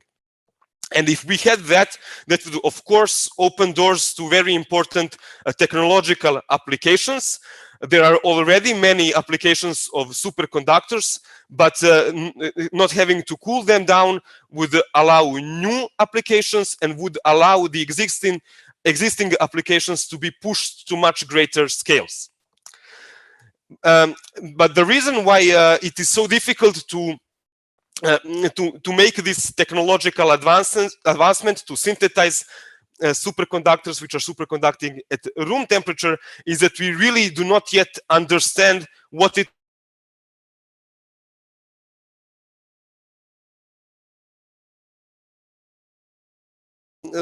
understanding these materials, we need to be able to simulate them. We need to be able to solve so-called interacting lattice models. And interacting lattice models are models of crystalline lattices where electrons hop around lattice sites, but also scatter off one another. So they are interacting. And because the electrons are quantum particles, and in any macroscopic sample of any crystalline material, there is very many electrons. This poses something that is called the quantum many-body problem, which may be one of the toughest in all of physics. So there is no general solution for the models of many interacting electrons, but there are methods to, there are approaches to this problem, which in the end give us some results, give us insights into the physics of these materials, but only in some specific cases. For this reason, it is a very active field of research, the development of new methods that will perhaps give us more answers in more different regimes of parameters of these models.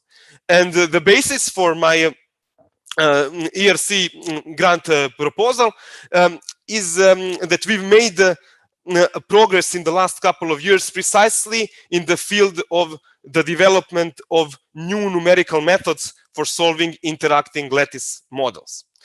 And this method that we've developed is based on Feynman diagrams.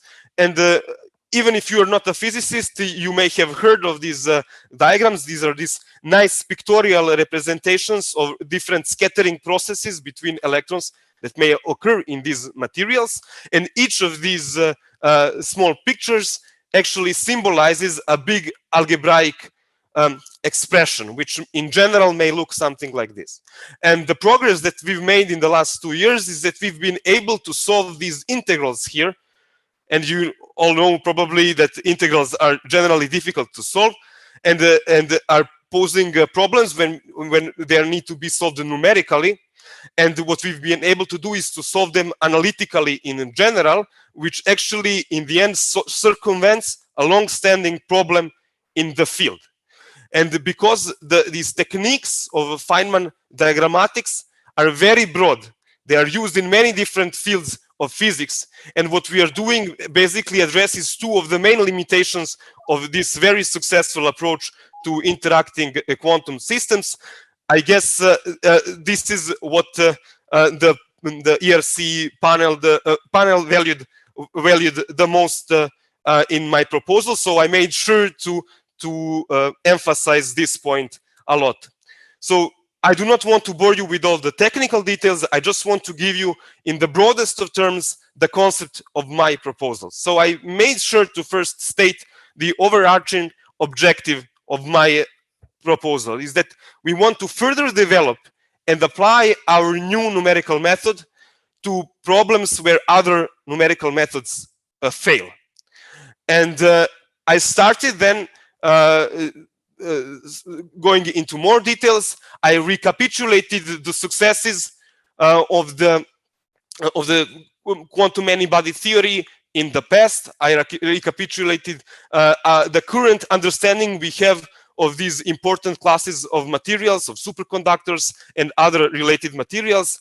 And here I emphasized my own and the contribution of my collaborators to the understanding of these materials, and more importantly, the bigger picture where these materials stand in the broader picture of material science and theoretical physics. Then I explained, or at least tried to explain, the significance of our new method, what it is that we can do with it. And it is also important to emphasize that there are not many other people who can do the same thing. And in our case, there is only one more group who at the time mastered this method, and these were people from Canada. And I also tried to identify very clearly the most important open questions in the field that we will be able to tackle with our method. And I really tried to put our work in a broader context, to place it on a long-term path of this kind of physics. So I put it in a historical context where we stand in the context of what has been done before, and I tried to explain what are the next steps after we're done with what we're trying to do. What will be the next steps after it, and how our method will help us advance towards the long-term goal, which is, say, room temperature superconductivity. And I also stated goals at different levels. So basically, we will be doing things which are at the level of simply maths, numerical algorithms, and basic concepts in theoretical physics. We will also be tackling very concrete questions at the level of interacting lattice models. And we will also be comparing our results, our theoretical results, with experiments. We will try to explain existing experiments in literature, but also predict the results of future experiments and perhaps propose even new experimental setups. But in doing all this, I try to never lose sight from the long-term goal. Okay, so now let me tell you about myself very briefly. So I was born in 1984 in Belgrade. I got my diploma, graduate diploma, which is equivalent to integrated bachelor and master studies at the Faculty of Physics of University of Belgrade. Then I obtained my PhD again at the Institute of Physics Belgrade, which is part of the University of Belgrade, under supervision of Darko Tanaskovic. And I also worked in close collaboration with Vladimir Dobrosavljevic from the Florida State University in the USA. And already in my PhD studies, we've had some success in explaining some experiments, and this meant that I got the award of my institute for the best PhD thesis in 2015. And I also want to mention that one of the other candidates for this award in 2015 was Alexander Matkovic, who also got an ERC starting grant now, but he's currently working in Austria. So I can safely say that our generation of PhD students at the Institute of Physics Belgrade in 2015 is now doing pretty well. So then I went to a postdoc. I was really lucky enough to be accepted to do a postdoc at CA Saclay in France under supervision of Olivier Parcollet, who at the time also had an ERC starting grant. And I was also working in close collaboration with people from Collège de France. And this is when I started my collaboration with Michel Ferrero, which lasts to this day. And since 2017, I have been a part of the permanent staff at the Institute of Physics Belgrade. But unfortunately, we are having here very few students, which meant that in the last 5 years, I had to do most of the work by myself. But this is not necessarily a bad thing, because I had a lot of time to focus on all the technical details. And in this line of work that I'm doing, there are a lot of technical details to be taken care of.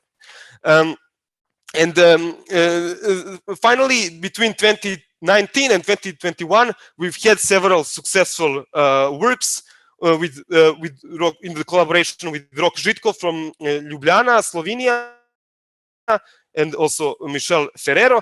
And this is when I realized that it may be a good time to apply for an ERC starting grant, because we've made some progress recently. And now I was already 6 years after my PhD, which meant that I would be among the oldest applying for the starting grant. So I started preparing the written proposal about 2.5 months before the deadline for the application. And I must admit that maybe I should have started a bit earlier, because I ended up working 12 hours a day and having late nights at work. And I rewrote the proposal several times from scratch. I went back and forth with my collaborators, and I'm very happy to acknowledge the contributions from Rok Žitko, Mihailo Čubrović, Michel Ferrero, and Anton Balaš, who is also the deputy director and the head of our lab at the Institute of Physics Belgrade.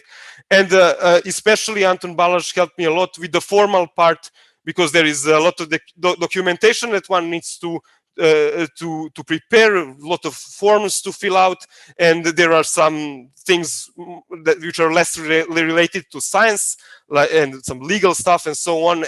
And his experience with the applying for ERC grants from before helped a lot here, and we were able to prepare the documentation without making any mistakes.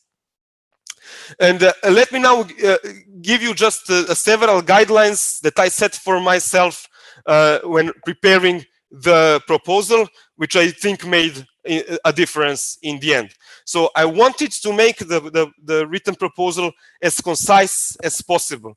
I wanted to leave only the most important statements, and I wanted to leave in the text no unnecessary statements, no digressions, and I did not want to explain anything twice. So I really avoided any repetitions. I tried to make the text readable in one go, and I use the formatting, different font styles, boxes, and so on, to make it possible to extract the main points by only glancing over the proposal in 2 minutes. And I also use no unnecessary jargon, especially in the extended synopsis, the part B1, which is looked at by the panel of people who are not necessarily experts in my field. And I also studied a lot of literature. I made sure to support all my statements with references. And I think this made a difference in the end. I kind of approached writing this in a way like a review paper, where I really wanted to give credit to all the works of other people that were done in the past. And then when I was invited for the interview, in my case, it was a 7-minute presentation plus 18 minutes of questions from the panelists. I was preparing for this interview for about 2 weeks, and I prepared around 13 slides, but also around 40 backup slides to be used during the questioning, but I ended up not using any of those slides.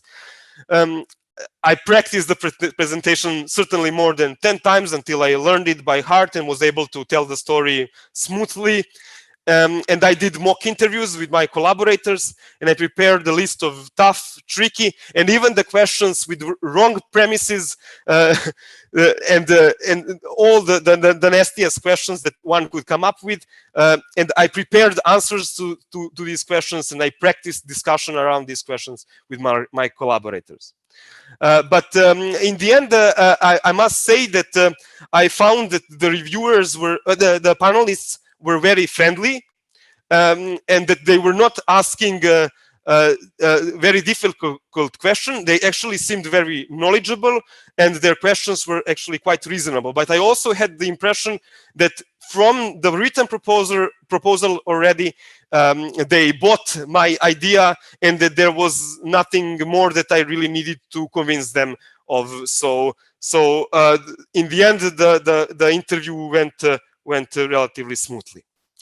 So the take-home messages from the last 15 minutes, I think, can be summarized by what my postdoc supervisor Olivier Parcolet said to me around 2018 when I asked him whether I should apply for an ERC grant, and he told me everyone who got it applied for it.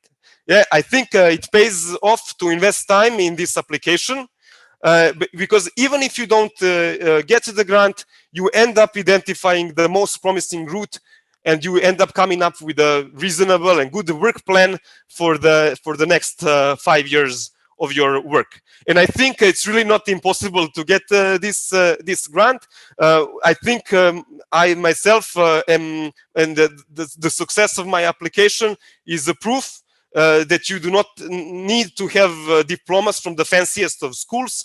You do not need to have thousands of citations, but I think what one really needs is very strong motivation, because preparing the proposal will take time, will take a lot of effort, and in the end, to be for your proposal to be accepted, your motivation needs to show through the way you've prepared your proposal, paid attention to details, and made it really readable for everyone. And 5 pages and the other 14 pages that the reader can actually learn something from and be excited about your research as you are. And in the end, if you get the ERC grant, I think it's a really nice thing. I'm now 6 months into implementation of the project, and we have already made the arrangements to buy equipment that we need for our work, and we are already hiring a PhD student which is currently on master studies in Strasbourg in France. Yeah, I'm really hoping that in the next 5 years this will allow me to raise my research to the next level, and which is yeah, I guess at this point the thing I want the most. So yeah, I want to encourage everyone to apply for the ERC grant, and yeah, I was really satisfied with the way the assessment went. So the reviews, how they were quite reasonable, how there were many reviews, there were many panelists, and the way they approached the whole thing. So yeah, I'm really satisfied with how things went. So thank you for your attention. Thank you very much for such a great presentation, and for also giving the tips of making your statements readable, user-friendly, also putting it in a very precise manner, formulation, wording, that matters a lot, as you said, references, trying to avoiding the jargons as well, as you have highlighted, but most importantly, applying for that, right? In order to get it, you definitely need to apply for the grant, as you have correctly highlighted and quoted as well. Yes, there was a question about the recording of the video. We are going to post it, and definitely we are going to post it. And don't forget to put your questions in the Menti as well. You have, I have just written a brief Georgian text to encourage you to write questions as well. Indeed, it was very informative. As I told you, you can also go to the Cordis web portal to see the details of the project, and of course ERC publishes lots of information about the projects, and not to think that it's only biology, physics and natural sciences. We have the speaker from social sciences, Dr. Sofia Boim, who is yeah, now is the time for our participants who represent the social sciences, humanities, you know, more different fields of science to engage, because it was strongly focused on the natural sciences, as you have seen. Nino has raised her hand. Nino, if you have a question, you can. It's time for you to. Yes, before I give the word, I will be very or you can quick, write I'm it in sorry. the chat as well. Yes, I'm sorry to be that active, because I'm taking also time of other participants who may have questions, but I will be very quick indeed.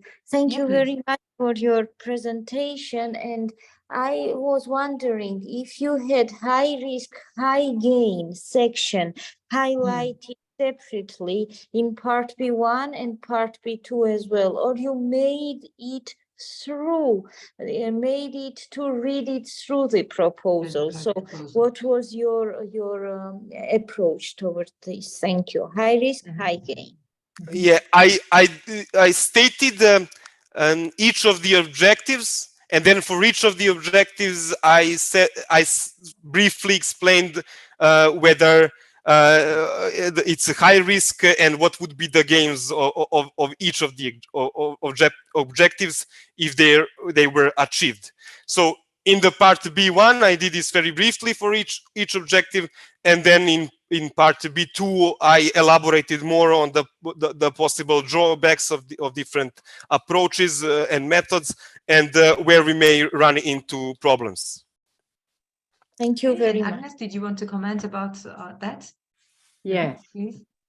I would really again draw the attention to read the evaluation questions, because some are changed in the work program that comes up, in particular the high risk, high gain question. So again, tailor your proposal to find the answers there. I cannot comment more on that because it's not, again, adopted, but you will not find it in the form that it was there before. Okay. Thank you very much. Thank you very much. Mr. Gela Peselia, please, the floor is yours. You had a question? Yep. First of all, thank you, Professor Jackson, for sharing your experience. So my question related to the budget, how you distribute the budget. Are there some special rules or some important points? So at the level of our institute, there are some rules. So we have a collective labor agreement, which kind of sets the salary for researchers at different levels. So there was no real room for maneuver there. Basically, I had to put in the budget the salaries as they are meant to be at our institute. And as for the budget,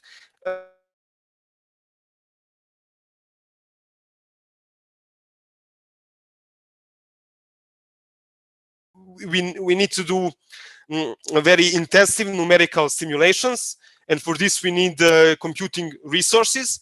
We already have some, but we need way more than that. And the biggest part of the budget was for computing equipment, maybe maybe around 20%.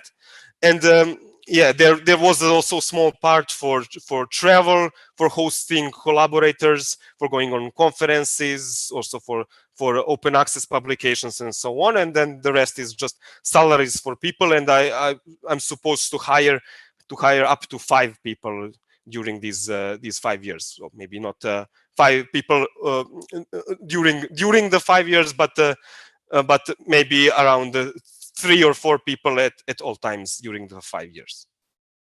Thank you. Right. Thank you very much. Thank you. Agnes, did you have a follow-up? Yes. So on the budget, every country, every institution has different roles. What you need to think of, what are the resources in terms of not exact money, so the amount. That's, again, your institution's administrative office probably will know how much you can ask for salary or what is the depreciation rule for your equipment and so on. But what you need to think in terms of resources.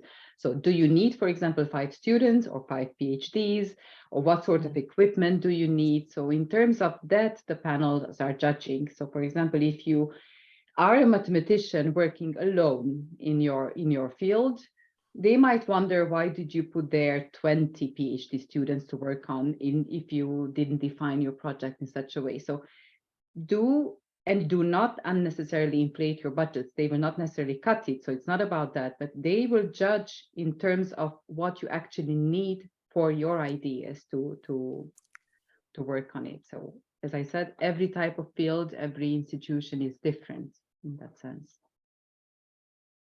All right, thank you very much. I just wanted to quickly show you the parts that Agnes meant from the 2023 work program about the evaluation process and the questions. I believe this is what you meant, Agnes, to read the questions and yes, then to Beth, read this the is the update. 23. It's gone. Yeah, that's a previous one, but So, yeah, you can still take a again, look at in it. 24 in July. Exactly, but still, just Exactly, for but the these are- orientation. Just for the orientation, it's possible to go through the questions and see, just to have the right understanding. All right, and now let's give the floor to our next speaker from social sciences, and with her amazing interdisciplinary work. Let me also share a little bit about from her biography that you will find on the ERC website as well. She's from the University of Lisbon, associate research professor in the Institute of Social Sciences.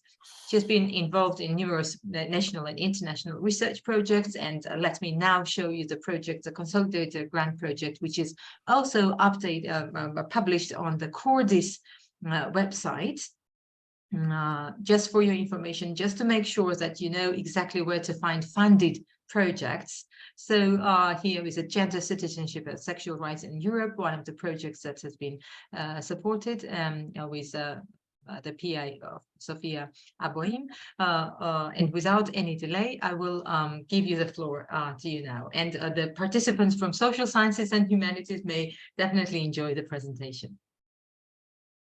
Thank you so much, Miriam, for the enthusiastic approach to the social sciences, which is, well, a different perspective. And I would like to thank you as well for the kind invitation to be here today. I think these initiatives, and I'm so happy to have learned about the mentoring program, are extremely important to move forward and to share experiences in order to promote applications to the ERC and a better knowledge of our scientific opportunities.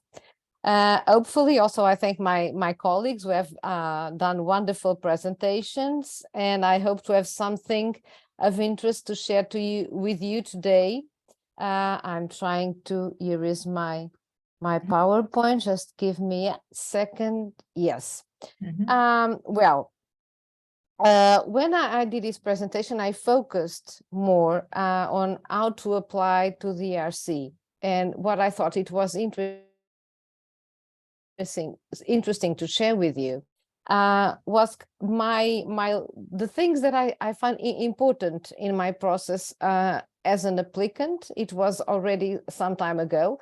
I was awarded with a consolidated grant, as Miriam noticed, in 2014. It was almost 10 years ago.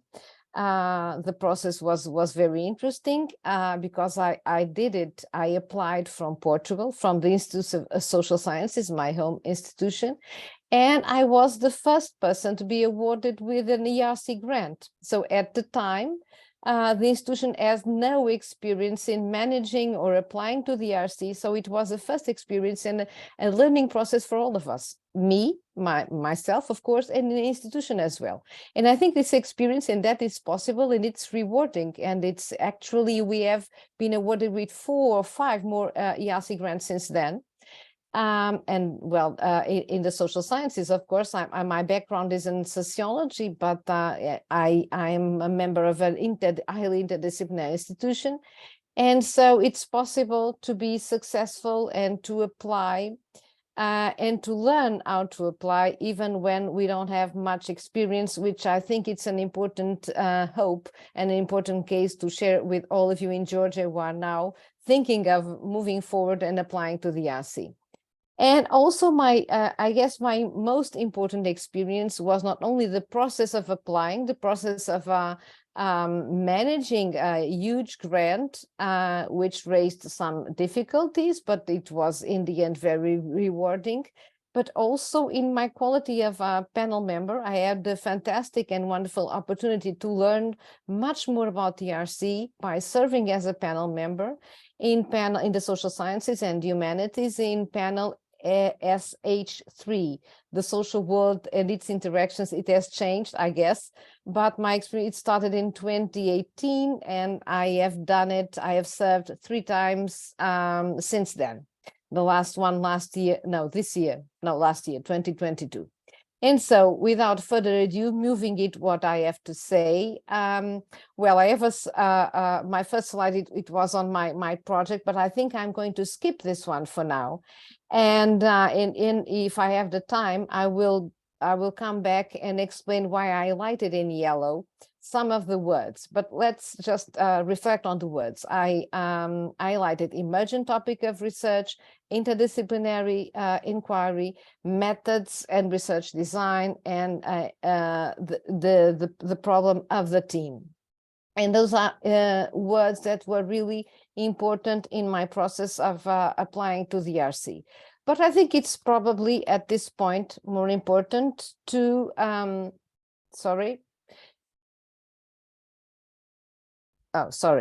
now I'm in the right slide, to share some of my thoughts and practical advice, perhaps, on what is important to be successful when applying. I don't think I have something that is particularly new or different from my colleagues in biology or physics or geobiology, I'm sorry, but in what we call the natural sciences. But in the end, I will be open to questions, and perhaps I will try to share what I have learned so far. It's my opinion, it's from my own experience and my perspective. But I would like to start to highlight something that it was already been said today, but it's never too much to just repeat it. I think it's fundamental that we understand the process of applying to the ERC as like entering it in, and Inas did it brilliantly mentioned that it's a kind of entering into a certain ERC spirit. And that implies and involves institutional support and commitment. And what I want to say about this, it's from my own experience. When I started, my institution was not absolutely prepared. It was part of a collective process of reaching certain conditions that are perhaps the minimum to make it successful for an individual applicant. But an individual applicant, it's part of a collective institutional effort. For instance, before applying or in the process of mobilizing people, individual people to apply, it's really truly important to be certain that the ethics committee is in place, that the institution has access to financial, to administrative, to a scientific officer. It's not always there, and I'm talking from experience. My institution had to be equipped and prepared to receive ERC grants, and it was not in a blink of an eye. It was a long process, so to speak. So I think this collective engagement, and where you learn from others, where you have prep meetings, even at the institutional level, with other institutions that have been successful, with other science, financial, and ethics officers, to know what you should do, and to have someone to turn to when difficulties emerge. It's very important, because it, as an applicant, it's very important that you feel that you have the right amount of support in terms of how to do your budget, how to understand the rules and the regulations, because it's something that it's difficult, and it's very important that you balance these collective institutional factors with your own personal individual effort, and to apply to an ERC grant. So I never emphasize this too much, because it's part of my experience as coming from Portugal, and my institutional experience, where my ERC grant was kind of the leitmotif to move forward and to implement at the institutional level a set of best practices that are today in place, and that made it a huge difference. And now, for instance, for someone who wants to apply and to be at the ICS, my institution, it will be different from 10 years ago, because this is a slow and learning process, so it's very important. And it's also to be also on track with the information, with the program documentation. This is a piece of advice that, of course, it respects those of you who want to apply, and also the institutions and those who are giving support at the institutional level. And I think this kind of collective institutional engagement, it's very important to be successful.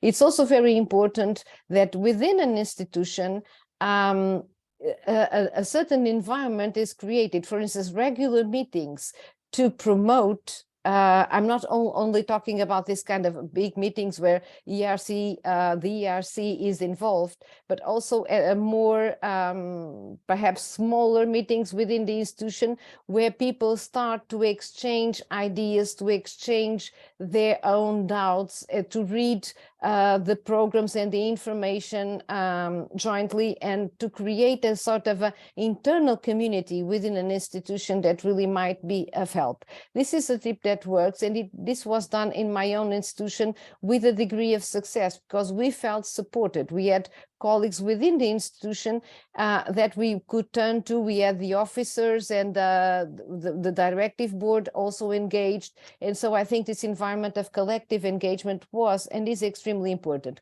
We have until today a sort of a support group that is internal to the institution, and often depending on for instance, the pool of candidates that want to apply to the ERC in a given year, we invite external scientists also to make comments, to give input and advice, depending, of course, of the profile and the needs of the people who in a given year want to apply. But over the kind of the last 6 years, we have kind of constructed that tradition of really of having within the institution a continuous support group of people who might be able, of people who have applied to the ERC, who have been served as panel members, who have some history of success or insuccess, because applying and not being able to get the grant is also important. But we all together try to make it better and be supportive to others. And I think that it's very encouraging to have within your institution at reach in the same corridor, in the same, you can knock a door, you can just write an email to a colleague, and then you have that support. And this is my first or two pieces of advice. And then moving on to something that is very important, it's the design of the research. And we have heard today that it was very important, and we know to have an idea, to be capable of expressing your idea in simple words that can be read by a panel of people who are really might not be familiar with your specific topic of research.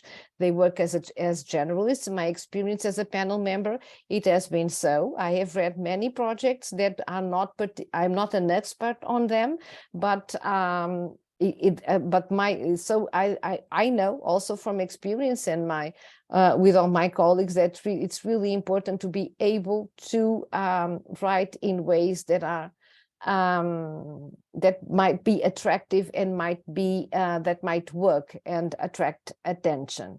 But in order to do that, you have to really kind of come to terms with a word that has been for years in the ERC. Well, let's see what happens in July 2023, next July.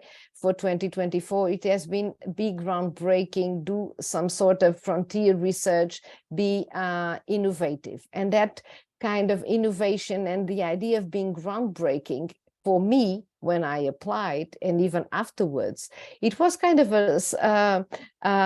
it was daunting to a certain point, to have the idea that I had to do something that was groundbreaking, that was so innovative, that had to be different.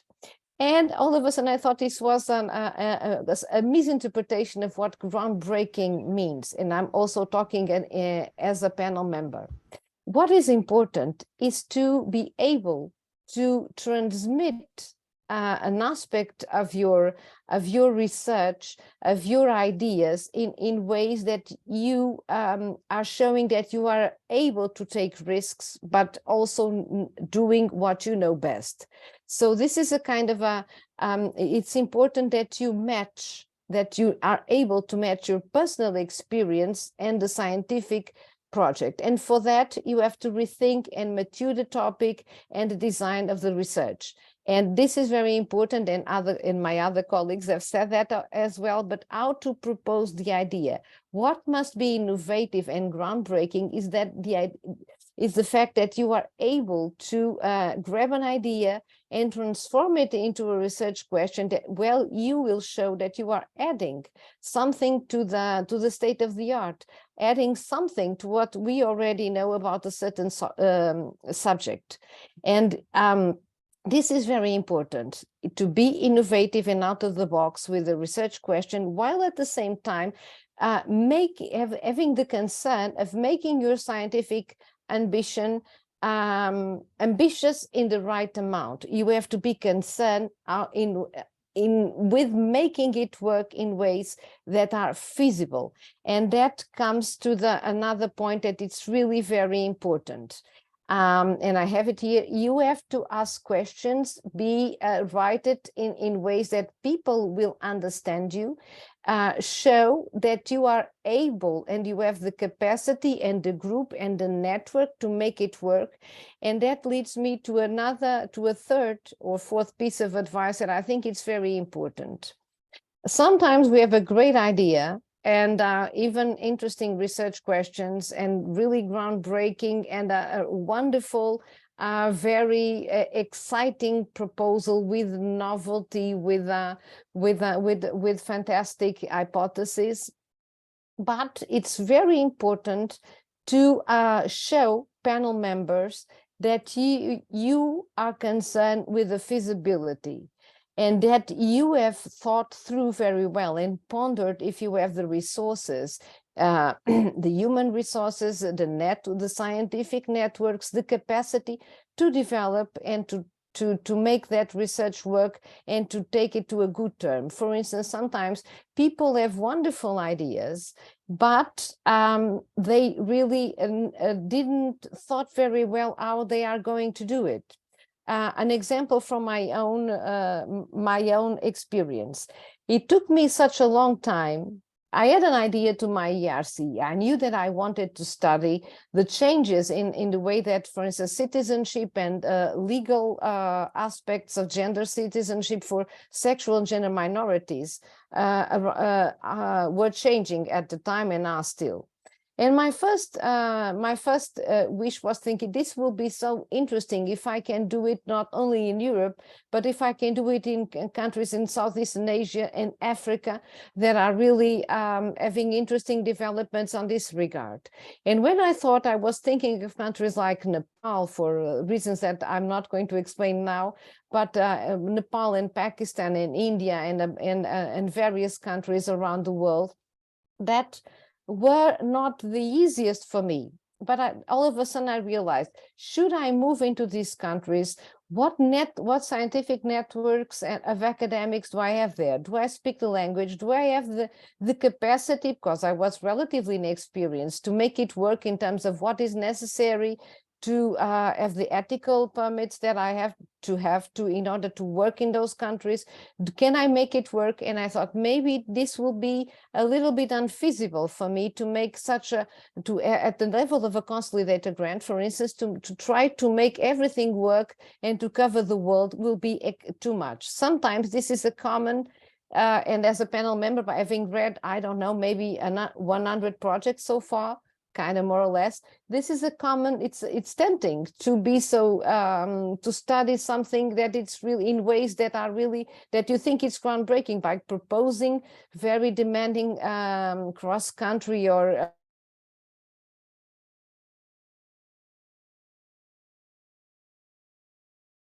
it depends, and it has to be tailored to each individual case, because an academic is an academic, and each person knows of their own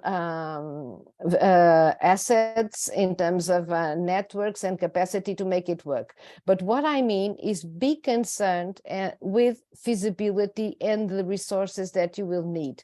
And it's really important to show panel members that you have an idea, you thought that idea well, you wrote it very well. This has been said, I guess, enough today.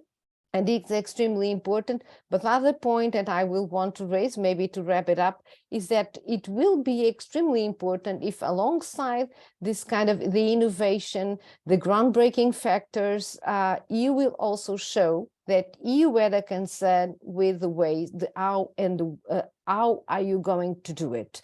And for instance, one thing that I think that it really helps proposals to make it through is if you already in the proposal have some attention and you mention explicitly that you have some alternatives, for instance, to in the form of mitigation strategies, that you have considered the feasibility of your project in a way that it's kind of you are taking risks, but you have also prepared to deal with difficulties along the road. And by mitigation strategies, I mean ways of dealing with difficulties. For instance, imagine that you are kind of working and your experience might not work. Your sample population might be difficult to interview. For instance, with COVID, we had kind of to reinvent ourselves in terms of mitigation strategies to overcome the difficulties posed by the fact that we could not travel, that, well, things were very complicated. But this is extremely important, and I think this is an aspect that will help. For instance, if you already mentioned it in part B1, when you're in your that will be the smaller 5 pages that the panel members will read, and that will enable you to move on to step 2. It's important to show this concern with feasibility. And having said that, well, I think I have taken too much time by now. I just want to, of course, highlight that you submit before the deadline. This is not new as well. And take your time to write the part B1, where I mentioned that you could include some notes on feasibility. We have mentioned now and concluded that it was important to engage panel members in reading your 5 pages. This is key to stage 2. And you will not have the time for us to develop or to demonstrate that you have a research design with all the details, but you have to mention enough that make it that people might want to read what you wrote in part B2. So you have to put the clues. It's like you have to put breadcrumbs in order to make it want to follow more, and we want to read more. So just hint enough, but the feasibility is really very important. And of course, if you complete the task and if you kind of are able to pass to the interview in step 2, I guess my tips and my advice are really very similar to what my colleagues have said. It's really important that you prepare yourself, that you take on board criticism at all levels, not only to interview, but invite people to comment on your project that will not just say that you are great and the project is wonderful, but be prepared to take on board harsh criticism and really ask people to make the nasty questions they might want to do. For instance, in my institution, we always, for a candidate that wants to apply, we always prepare in advance kind of 3 or 4 at least mock interviews, and we all are very engaged in trying to come up with the very difficult questions, in principle much harsher than the ones that a person will be questioned about during the interview in the panel. But I guess be prepared to all types of questions and critical comments. Be prepared for an interdisciplinary evaluation panel. This is very important. And of course, train and practice and prepare yourself in advance. I guess this is kind of the most important advice. And while this is kind of this is an individual grant, this is also a collective effort where you should and you can and you should take on board the maximum support that you might have, and learn from critical comments as much as possible. So, well, thank you so much. I guess that's it for for today. Thank you. Thanks a lot. Thanks a lot, Dr. Aboim, for such a great tips, especially now when you're the member of the panel and knowing and highlighting the importance of feasibility together with the groundbreaking nature and high risk, high gain, as it was highlighted here, nature of the project, still focusing on feasibility and knowing how to address the challenges that are described in the project proposal is a very important tip. So please make note of it. Thank you very much, Dr. Aboim. And now, with your permission, I give the word to our next speaker, who is an NCP National Contact Point from Georgia. And this is a person who you definitely have to know, my dear participants, because she's the first person to address to with your questions, Dr. Ekaterina Sanaya, who is an NCP, as I have highlighted, but also she's a mathematician, a scientist with her background, working for different universities, including, but I wanted to share your biography, Eka, actually, on the screen, but let me I wanted to show the biography on the screen, but okay, I will give you the floor. And you know her email address, I'm pretty sure about that. Okay, can you see my presentation? Absolutely, okay, we see your presentation. First of all, I would like to start for the really very impressive presentation from all speakers, and having the first-hand experience is more important. And thank you for sharing your experience of knowledge, tips and advice. All experience are very, very important for potential applicants for Georgia and from everyone. So, and I would like to point a little bit about the Professor Yashka's presentation, because my background in solid states physics, I did my PhD on YBCO superconductor, on which Professor Yashka doing his research, and I wish him success, and I hope we will get superconductor with room temperature.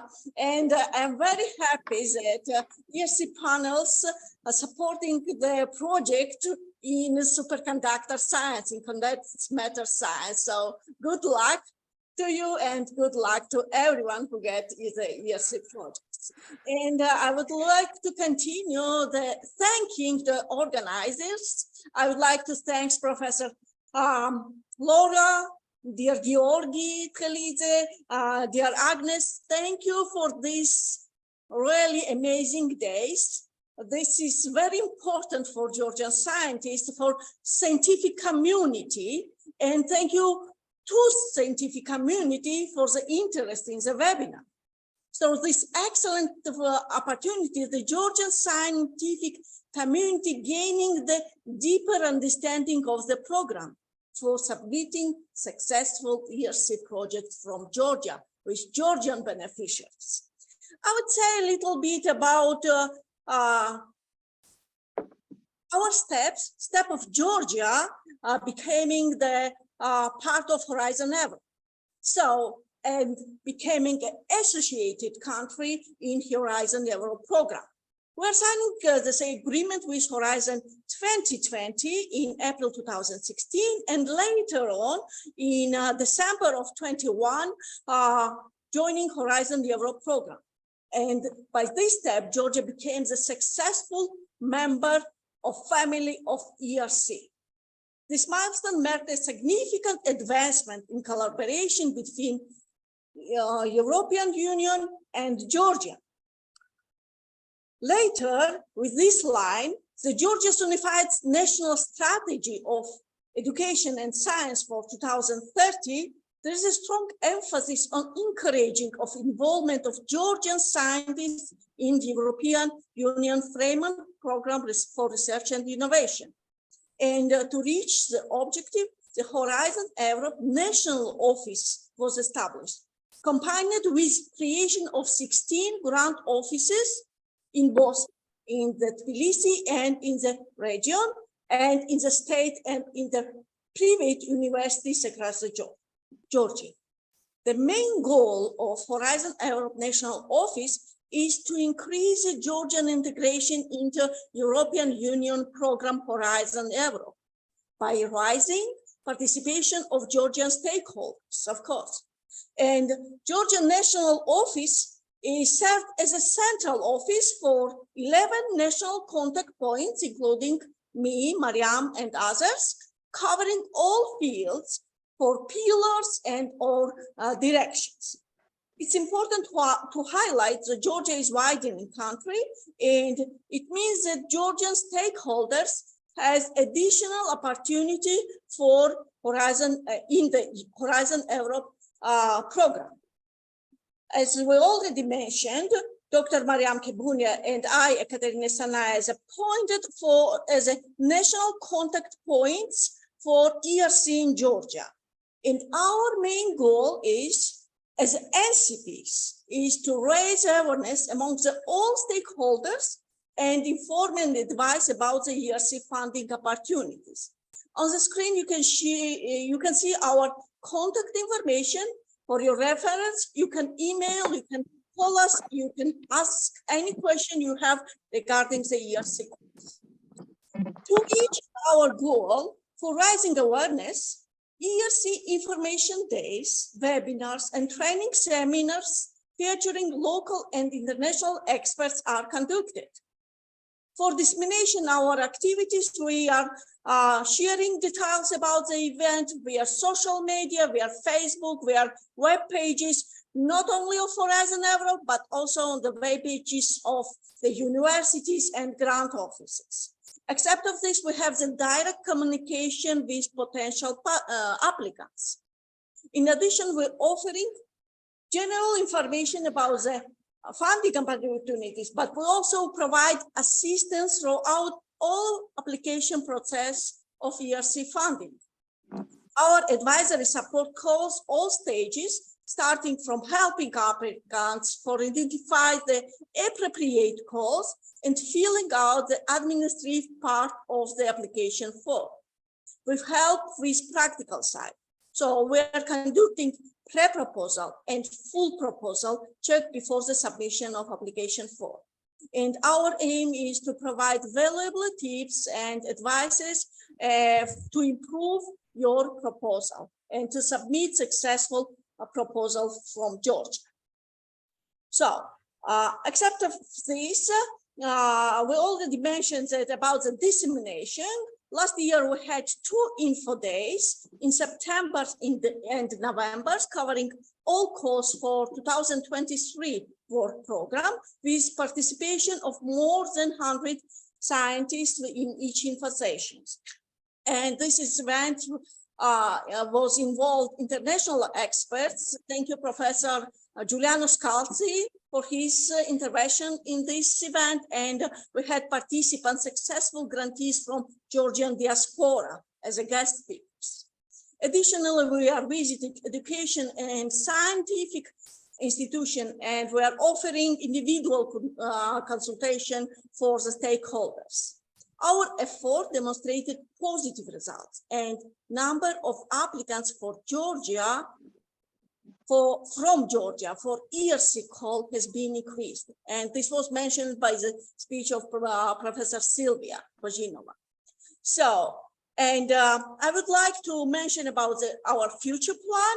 We have planned 2 info days in this year, in July, in August, and info days will cover the calls for starting and synergy grant for the 2024 work program.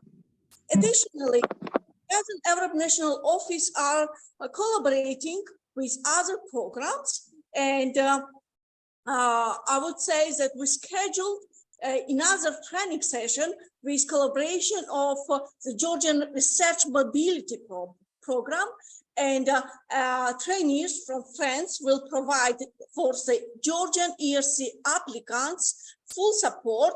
They will work together several days, 2 days training session with guidance of these experts. You can work on the proposal and prepare successful projects for ERC. I would strongly encourage you to participate in this training session and work with the experienced trainers.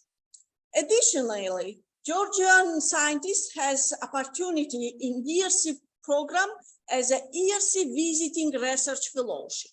In 2019, Georgian Rustaveli National Science Foundation launched this grant, and 3 grantees were granted, and they had possibility to work with ERC grantees. Right now, the grant is suspended, but it will be renewed in 2024, and you will have a chance to apply and to visit very famous scientists and work together in the ERC application form.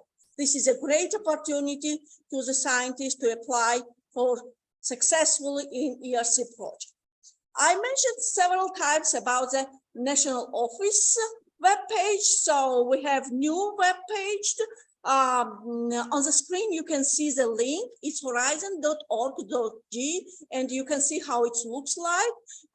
On Horizon webpage, Horizon Europe National Office webpage, you can find the information about the upcoming and ongoing calls. And here you can find the information about the national contact points, including me and including the Mariams. And please visit the webpage and upgrade yourself with the information about the ERCs and all direction of pillars and all calls announced by European Horizon Europe program. Information about the ERCs, NCPs, and other NCPs also can be found in the funding and tenders portals. Here is a link, you can find it. And in the end, I would say that we are ready for permanent cooperation and collaboration with applicants to jointly overcome to the challenge we face. And I'm sure we will see the better and better results achieved by Georgian scientists in the ERC and Horizon Europe's calls. So at the end, I would say thank you very much for participation in this event. And please feel free to ask a question. We're here to provide you answer. And here is the contact information of Horizon Europe National Office. You can come visit the office and you can call us, email us. We are very open to provide any assistance to the grant of ERC and other calls for Horizon Europe. Thank you very much for listening, and I am here for your questions. Hope it will be very intensive questions. And I will stop sharing for now, and we're ready for your questions, please. If you Thank you very much, Eka. Let's encourage our participants if there is a question. Otherwise, we also have the email address downstairs. I have also indicated in the chat. You have also shared the screen, and I have also shared the Horizon Europe org.ge website for your information. Yes. Anyone would like to comment or make put a question? Yes, Mr. Besagia, please. The floor is yours. Mr. Yep. Yep. Thank you very much for sharing your for informed us about the ERC project and everything. So I have like a quick question. I am participating I have like a current projects, 2 projects from Rustaveli Science Foundation. Do I have any kind of restriction to apply the project to ERC? You mean for visiting research? No, I mean, for example, like synergy grant. No, absolutely. You are free to apply. There is no just vice versa. You're more than encouraged to apply if you have 2 current running grants on the National Science Foundation. That's amazing. Congratulations. It's a great job. Be brave to start application process for the ERC scheme. Okay, thank you. All right. Thanks for organizing this event. Mariam, I think we should publish the pool. Okay. The pool. Oh, the next. We will ask the presenters and the audience to fill the pool It's just a quick question about today's Yeah, event. can you copy the link once again if you do not Actually, mind? yes, I can. Yeah, because it's upstairs in the link, and so if you copy it once again, it will be really useful. Yes, give me a Please. moment. And we actually, for this poll, I think we will use a Google form. I will Okay. share it in the chat, and we will kindly Okay. ask to everyone to fill it, I think please.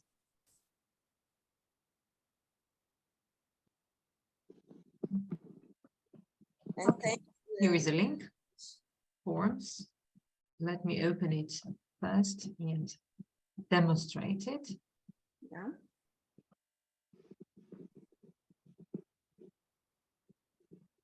Okay, so my dear participants, you see the link downstairs in the chat section. Please take your time and fill it in. It's a Google form, quite easy to complete, as Eka has indicated. Once again, we have another thank you, Agne, for your kind words. Thanking us for organizing the event. Yes, Dr. Nino Inasaridze is text. Just a quick question to Eka, or maybe comment. Eka, could you please update us? I know the details, but for others, just to encourage all other participants about the status of potential applicants on your account. I mean, I'm not asking for names, of course, but it's I know that you have some encouraging figures. So could you please share it with us? And also we have one already winner for GRC for lab visits. Yes, Also actually, very important. Yeah. Actually, yes, I will say just numbers. For the work program of 2023, we had up to 10 applicants totally for all kind of calls in ERC, which is really very high number for Georgia. It's considerably increased.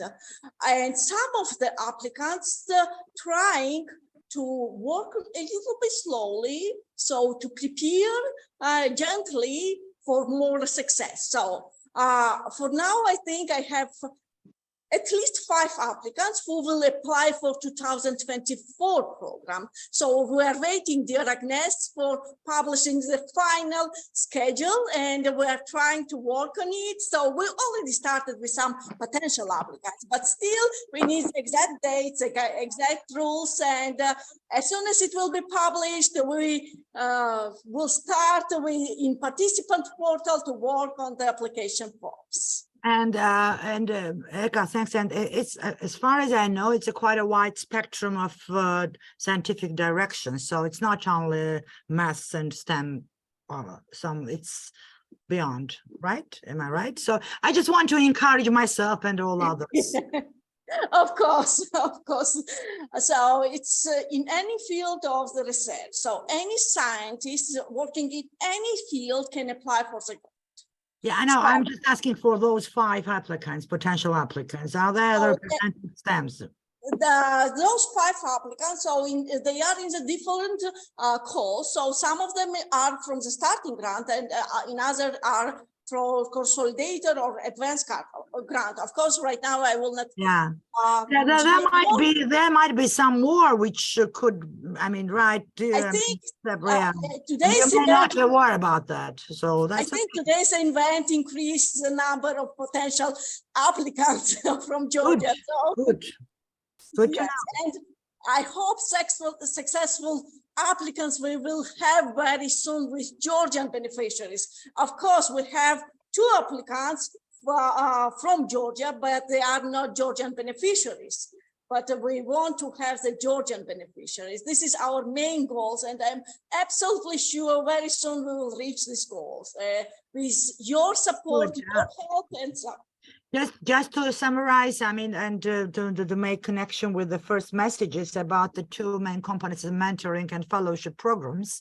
So I guess that we may need, I mean, Horizon Office may need to facilitate this process again. We had an initial discussion with the Rustaveli Foundation on kind of updating of the status of fellowship programs, but there is something new with mentoring programs. So I think that if you just fix in your calendar to have a special meeting with the Rustaveli Foundation to start working on that, and then it would be very nice.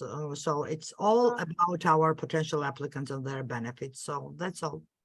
Thank you, dear Nino. And I think I will use a chance in a visit for ERC meeting in 21st of June, and I will facilitate between the our grant office or Ministry of Education and ERC about the mentoring program and about the visiting fellowship. And I hope next year we will work together with working on these two directions, which needs to be implemented in Georgia. So I think Georgian scientists will have more chance by using this kind of source to write a very successful project. Okay. So I'm open, and I think we will work together with ERC Right. committee on this. Yeah. Thank you. Thank you. Thank you, Daniel. All right, I think we have really run out of time. I think Mr. Gela Beseli had one question. If you don't mind, let's put this question and then somehow wrap up the question, the session. Mr. Beselia? No, I have no question. Just I wanted to cheer and okay. again to say thanks. Yeah. Right. Mariam, we have additional question in the mentor, so I will share my screen with this question. Okay, and let's try to answer this. Okay. So can you see my screen? Yes. Yes, so the third question is a new one. How did you show balance between the research question and practical applicability of research results? So I would address this question maybe to the Agnes. Agnes, can you help us? Yeah, I think actually it's best placed because he had an applicability, concrete applicability to his research. But in general, that's not an absolute need. It's frontier research. You don't necessarily need, but of course, it's very helpful if you can really have a very good idea where it can be useful and how it could progress science. Here, it's again having a very important research, ambitious research question, and then what is coming out of that, it's an open question, but certainly, so you actually, I think, can comment more on because he has that type of research. Yes, so I made sure to label my objectives as short-term, medium-term, and long-term. Of course, there are some short and medium-term objectives which are not related to any kind of applications, but in all this that we are doing in the long term is because we want to reach a very applicable objective, which is that of superconductivity that is more usable and so that we can in the end make devices and improve people's lives. So that would be a long-term objective. Even though the length, so the time scale of the project, it is not expected that we will actually have results which are directly applicable. So as I said already, so I make this balance between what is a long-term goal and what are more realistic goals in the midterm. So in the medium term. Yes, I absolutely believe in your research, and I know what you mean. So long-term, but you will have a chance to apply for another ERC project to continue your research. So success in this as well. And I hope I will contact you later and maybe we will collaborate in the science as well. So okay, that would be nice. Nice. Thank you. All right, thank you very much for such an interactive session, and for two participants, especially who have, we still have more than 30 participants right now attending the meeting, even though we have taken 1 more hour of it. And thank you once again to the ERC representatives for being with us and staying with us, even though I am sure that you did not envisage having one extra hour from your calendar in this event. Eka, thanks a lot for your wonderful presentation, and Dr. Nino Inasarize, you as well for your support. I take this opportunity to wrap up today's sessions. I don't have enough words to thank most cordially the presenters who have shared their enthusiasm, participation, failures, and as well as advice on how to become successful as part of the ERC open calls. Your work program, ERC website, videos that are published on the YouTube channel as well as on the ERC website, our recording, and our email address that you have, Horizon Europe Georgia website. All these are available to interested participants and potential participants. Thank you once again very much. Have a great week and time ahead of you. With all the best, much appreciation. I leave today's meeting and see you next time.